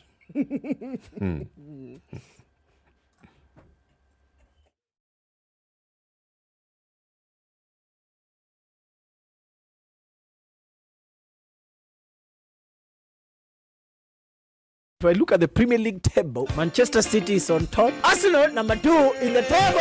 Absolutely. How did Brentford get to number 3 in the Premier League table? They beat us like Burukenge. Sugar and spice. What's your love language, French? My love language is I want to be left alone. What can't you compromise on? Quality time and acts of service. Words of affirmation tutapata hata kanisani. We do this 11 to 3 p.m. Monday to Friday. DJ Absolute and Yolanda Mulwa on 94.4 Spice FM, Nairobi. Looks like it's going to be a cloudy day in Nairobi, highs of 24 and lows of 15. It's 18 and sunny in Nakuru, highs of 24. And we'll see highs of 21 in a rainy Nyeri at 16. It's 16 and sunny in Eldoret, highs of 22. And we'll see highs of 29 in Mombasa, where the rain is still coming down. It's coming down at 26 in Malindi, highs of 29 as well. And it's sunny at 24 in Kisumu. We'll see highs of 28. 27 will be the high. In Kakamega, where it's sunny at 24. Sun is up as well at 23 in Kampala, highs of 27.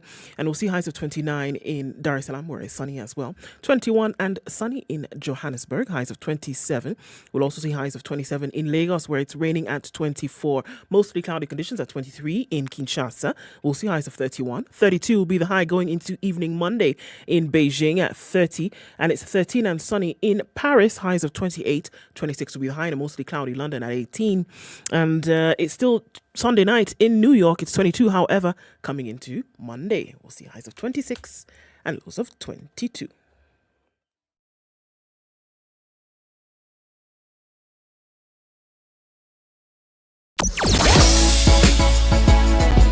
Sugar and spice and everything nice. SpiceFM. Spice up your All life. right, the TikTok of the clock says that we're out of traffic hour, but Lunga Lunga will disagree because it's bumper to bumper, in and outbound, and it's really sticky then joining with Jogo Road, which gets out towards the City Stadium roundabout and then through to Landis. It's an absolute mess into a jam-packed city centre. It's also still coming off of that Pangani underpass just past that Utali Drift, really heavy, as well as Kiambu Road this morning. All right, what's happening in this whole Westlands area? James Gishuru is not letting up. It's looking a little bit easier going towards the Red Hill Link Road, but James Gishuru is taking it up from all sides, from Zima Springs. Also then coming in from Gitanga Road, Kingara Road. Okay, so eventually we get out of it, that's for sure, but for now it's not too comfortable. But be careful, whatever it is that you're doing. And let's talk SpiceFM through the morning, KE on Twitter. Let's do that again. SpiceFM KE on Twitter through the morning. Go.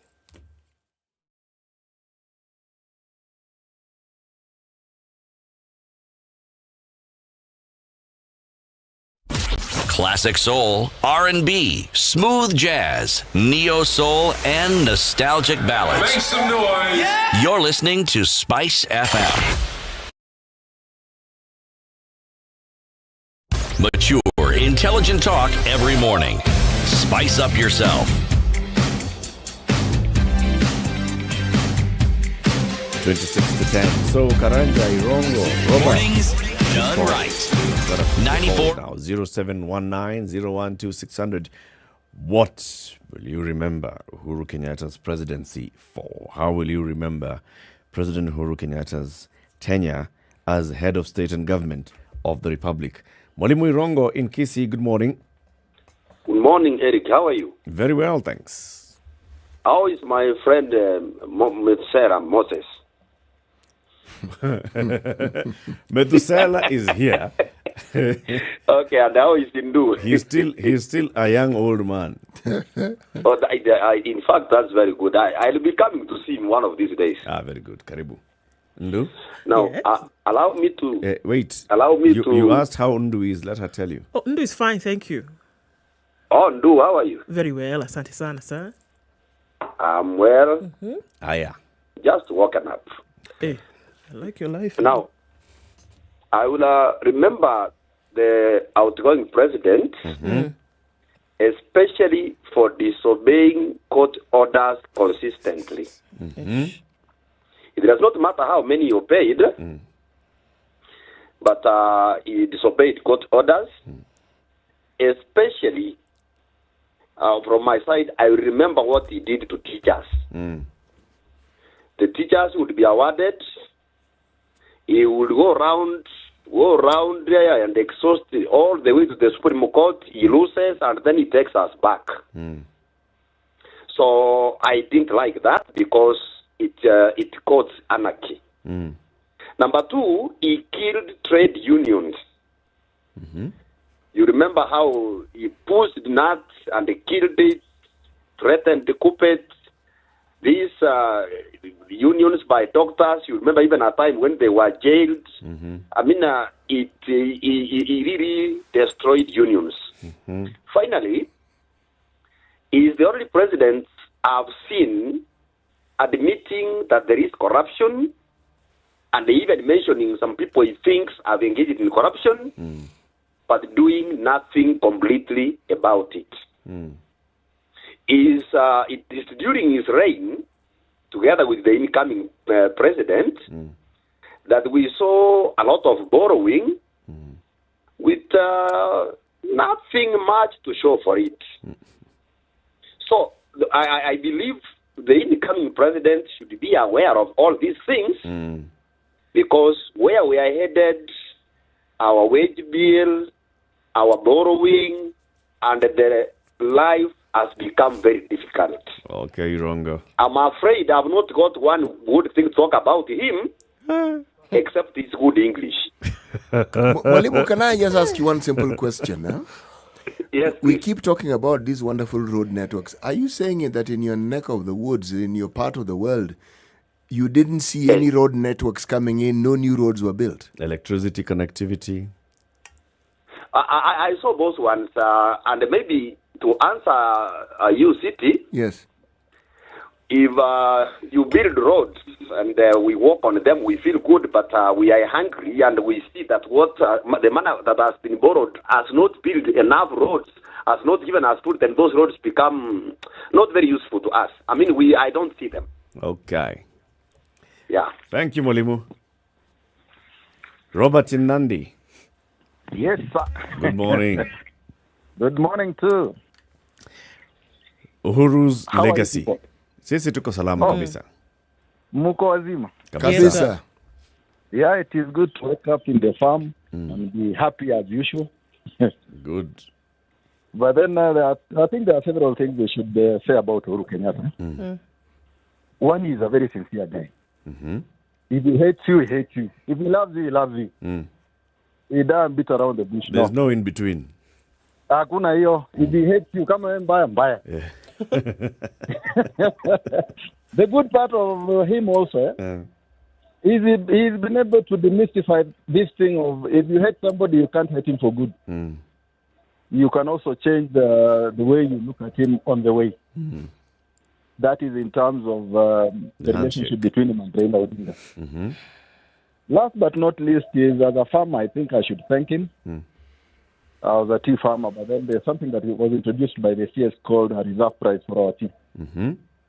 Though it must be fine-tuned because it doesn't apply to private factories, mind you. It is only in KTDA. Right. And then last but not least, he's also been able to, with courtesy of Raila Odinga and this country, let me tell you one thing. Kenyans are sharper than the politicians now.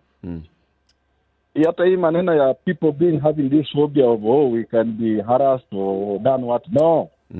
This thing is 5 years. If you joke around, you lose. We're home. Utamaliza, hata utamaliza utaenda nyumbani. So he's been able to entrench that. The maximum you can harass us is 10 years. That one you should just go home. And that is the beauty of this country. Last but not least is the freedom of expression. And the media that I really want to plead people. You know, in Uhuru's time, with the opening up of the airwaves and the television networks around now, we have a lot more stations and radio stations. Yep. And then a free media in terms of social media. Let me just hope that that is maintained, because it gives us a means to express ourselves. That's very true. And I want to thank him for that. And then the road network, maybe unless these guys are vipofu, go to Nairobi, go to Mombasa, look at the ports, look at our airports, and that infrastructure is just super. Sawa. And we want to thank Uhuru Kenyatta for that. Thank you, Robert. Nashukuru sana mkubwa. Good day. Karanja in Naivasha. Good morning, Eric Du and City Muga. Good morning. Good morning, sir. Yes, let me remember President Uhuru Kenyatta. Number one, he was working when we had the new constitution. Yep. The president has no power. He was ceremonial, let me say this. Higher. Number two, the president has witnessed the foreign dead of the two head of states, President Moi and President Kibaki. Number 3, our president, I will remember Uhuru for not mentioning appointing the 6 judges. Number 4, our president, he had been losing all the cases. Call it the Somalia case, every case, I don't know. He had the worst Attorney General in Kenya. Thank you very much, Eric Duan City. Thank you, Karanja. John in Nyandarua. Yes, good morning, guys. How are you? Good morning, John. Fine, thanks. Yes, very fine. Now, going straight to the point, I remember President Kenyatta as a very humble, one of the humblest presidents we've ever had. He has contributed significantly in our social and economic development because he has managed to bring our GDP from where it was at 5 trillion to over 10 million today. Trillion. We should be proud of that.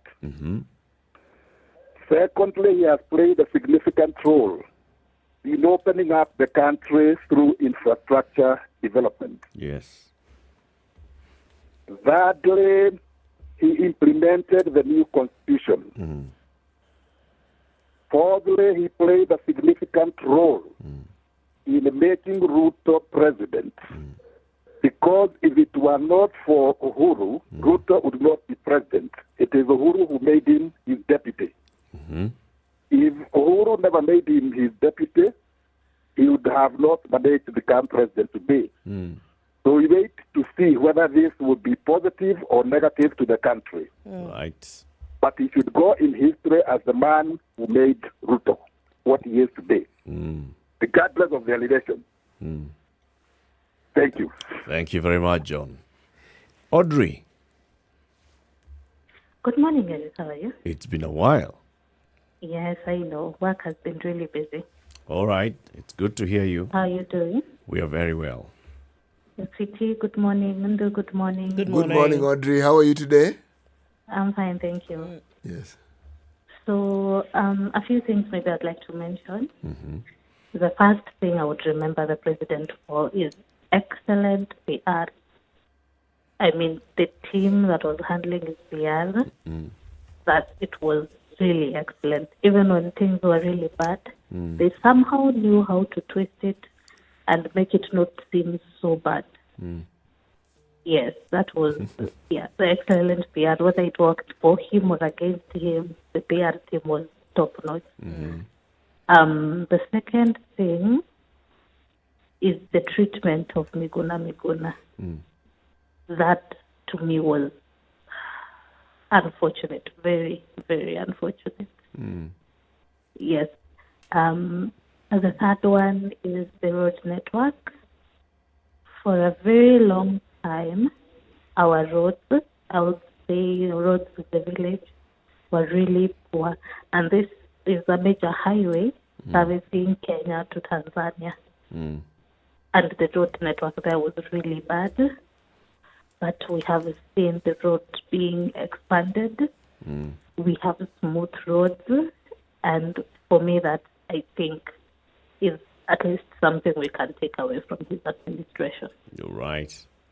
Yes. Thank you, Audrey. Thank have a you, lovely guys. day. Have a good day. Cheers. You too. All right. Ali. Good morning, everybody. Good morning, Ali. Ali. How's Mombasa? Well, I'd like to remember my president on 3 things. One, for making Raila people's president, giving him his space to swear himself. Secondly, I will remember him for issuing an executive order to kill one region of economical finance and build another region on that same issue. Which one? That is removing the port services. He didn't take the port, removing the port services from Mombasa and sending them, I don't know where they are. The third thing is to bungle the hard-earned democracy that Raila made it possible by giving, I don't know, colonel or general body the work of being a governor in Nairobi where people have decided that Sonko was a governor. He would have chased Sonko and put another election over there, but not putting an executive governor. Thank you. All right. I hear you, Ali. Thank you very much. Very many comments coming in. How would you remember President Uhuru Kenyatta's leadership and tenure as president between April 2013 and tomorrow morning when the president finally hands over the reins of power? How will you remember him? Goro Thiambo in Nairobi. Hi guys, good morning everyone. Good morning. How is Spice on the final day of our beloved president? It's spicy. Spicy, good to hear this. Zima redio yako tafadhali. Thank you so much. I've done exactly that. All right. Now, one thing I would like to say about Uhuru Kenyatta is that he's one of the most wisest presidents Kenya, or rather Africa for that matter, has ever produced. Kenya had a historical trend of having election or post-election violence every now and then. And this man came up with a very unique formula, which nobody else could understand, except him and a few guys who probably might have shared with. But I don't think if he shared with anybody. He managed to give Raila a very safe, managemental custody by telling him, don't worry, you are the next head of state of this country. While at the back of his mind, he knew Ruto is the next person to lead this country. He knew that. So I think so, because if Ruto was corrupt, as Uhuru was saying, and Uhuru had the machinery, he would have taken Ruto to court. Now, if he kept on saying, Ruto, I will not hand over power to a thief, I will not do this and that, and Ruto kept being deputy president, I think they are playing a very, tactful game, which finally ended up very successful. Allah? And you're saying this was a scheme all a along? long game. The guy was smarter than Smice can imagine, but because you people would only want to see things from the surface value. We don't really have to see a president from the negativity or the negative side. Leadership is so complex. There will always be wrongs and goods. And then there is the philosophical element of leadership. This is what I'm trying to explore. Yeah, that even up to the last minute when Ruto has already been proclaimed president-elect, Uhuru can still massage Raila and say, don't worry, me, yes, the court has said this, but you are my president. And he knows very well Raila is not going to be president. so finally, he massages the guy. Finally, he massages the guy that, you see, let us have this whiskey. You know you are my best friend, and, I still love let's you. drink together. Forget about those buggers. God can say whatever they want. Me, what I know is that you are my president. So finally, when he's on interview, he says, yes, I will do a very smooth handover process. I will make sure that I leave Kenya very peacefully. And the transition will be very peaceful. But Raila is Baba is my president. You see, why don't you think that the guy is simply massaging the egos of Raila so that Raila settles peacefully? Today we will not be having peace in this country. With that election, the way it was, I'm telling you, you would not even be attending that spy station today. But Uhuru managed it.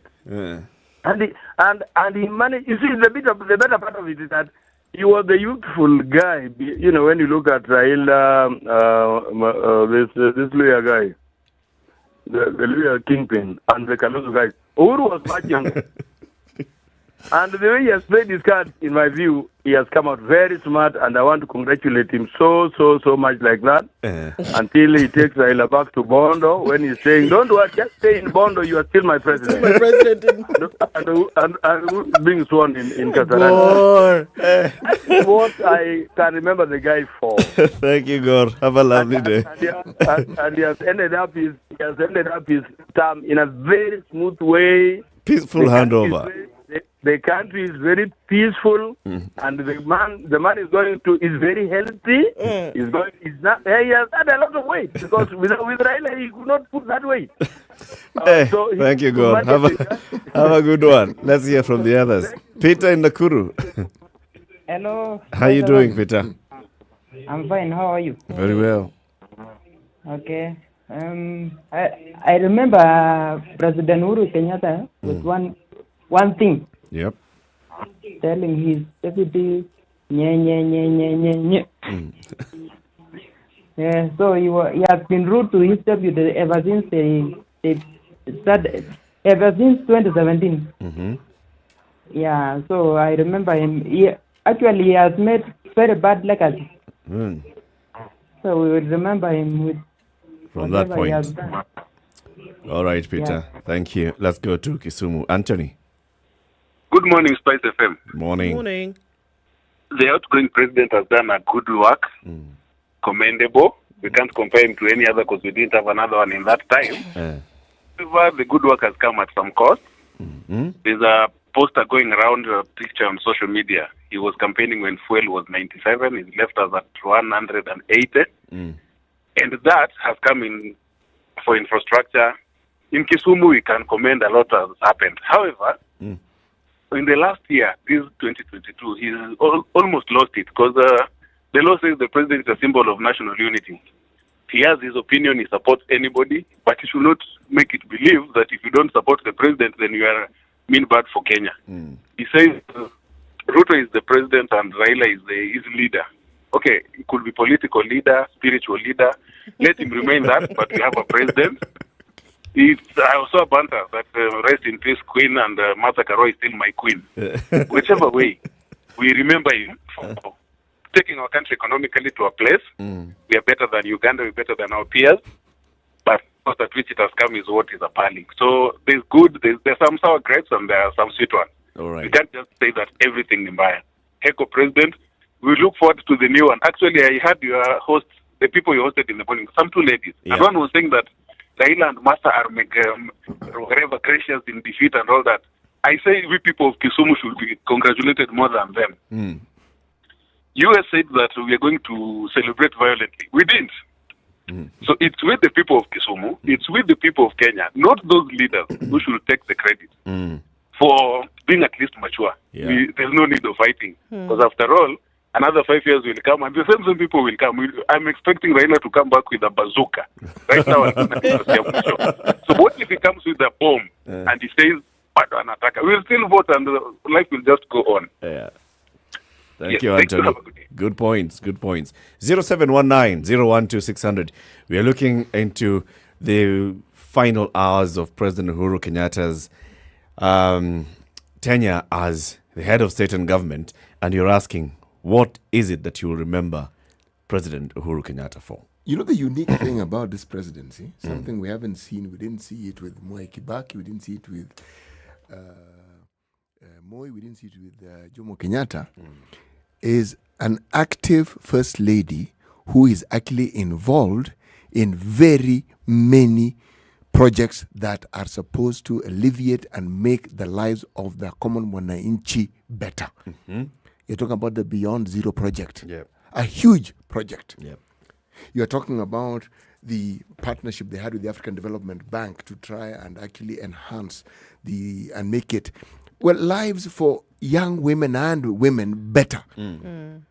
We saw the runs, a first lady being involved in. All these were geared towards ensuring the uplifting of the lives of Kenyans. Now, this is something we hadn't seen. We've had first ladies, but we haven't seen this. And this was made possible. I think it's fair to say that if the president did not support these activities, they might not have gone as far as they did. So that sets perhaps a new platform for any incoming first lady. The question is then asked, how will they be involved in the day-to-day lives of individuals in this country? How will they support the presidency with the activities? Yes. That's true. The first lady has actually been very active. Yes. And with a proper office and with proper projects. Yes. Mama Lucy was active as well in terms of, commentary on what she feels and what is happening in the country. And, even at that She was point, seriously involved in that. Yeah, she was involved. But First Lady Margaret with the Beyond Zero, it's unfortunate that we didn't see the Beyond Zero campaign being active in the second term as it was in the first. Because they had done something. Well, they done a great deal. I know because I participated with, we collaborated with Beyond Zero and some of the work that I used to do, and I saw what it is that they did. You see, the whole idea behind many of these projects is so that the relevant counties and the health ministries in those various counties, they were supposed to actually embrace this and make it part and parcel. But the mindset seems to be, whenever people partner with you, it is their job. It is them. Yes. So they've brought this truck. Let them fuel it. Yeah, let them. And you never really find ways in which you can embrace so that you make it part and parcel of your day-to-day activity. Yeah. Yes. Yeah. And it's a big thing. We'll continue these conversations tomorrow in the final hours of Uhuru's legacy, as then we start projecting into what we should expect from William Ruto administration as he takes over the reins of leadership of the country. Keep it here for that. This whole week will all be about the outgoing and the incoming administrations. On the 25th, though, we are meeting at the Nairobi Racecourse. Yes, for the 50th edition of the Concours d'Elegance, and an opportunity for you to come out and see vintage vehicles and how they operated in their time, while also letting your hair down with fine fashion and wonderful activities for children. It's on the 25th of December at the Nairobi Racecourse, all day for you to enjoy a great afternoon of fashion and vintage vehicles. Between today and tomorrow, City, watch an episode of County 49. Buatele County. Will do. On Showmax. Will do. Beautiful. It's great Kenyan production. I think that's one of the things that I like about it. Just looking at it and seeing these are Kenyan actors. You say Aineo Jembo is a personal friend of yours. Somebody I know well, yes. Ainea doing very well in this. He's the governor. Always acts as a villain in all his. Ainea is the governor, and there are things that are happening there. It's good production, a very well-respected and experienced cast, and you can see also the quality of production. You can tell it's good crew as well, and it's a good thing when you see this kind of development in our local productions. County 49, available on Showmax. If you don't have Showmax, you can easily subscribe just for as little as 700 and how much? 60. 760 a month. Have a lovely day. We'll see you again tomorrow morning. It's 10 a.m.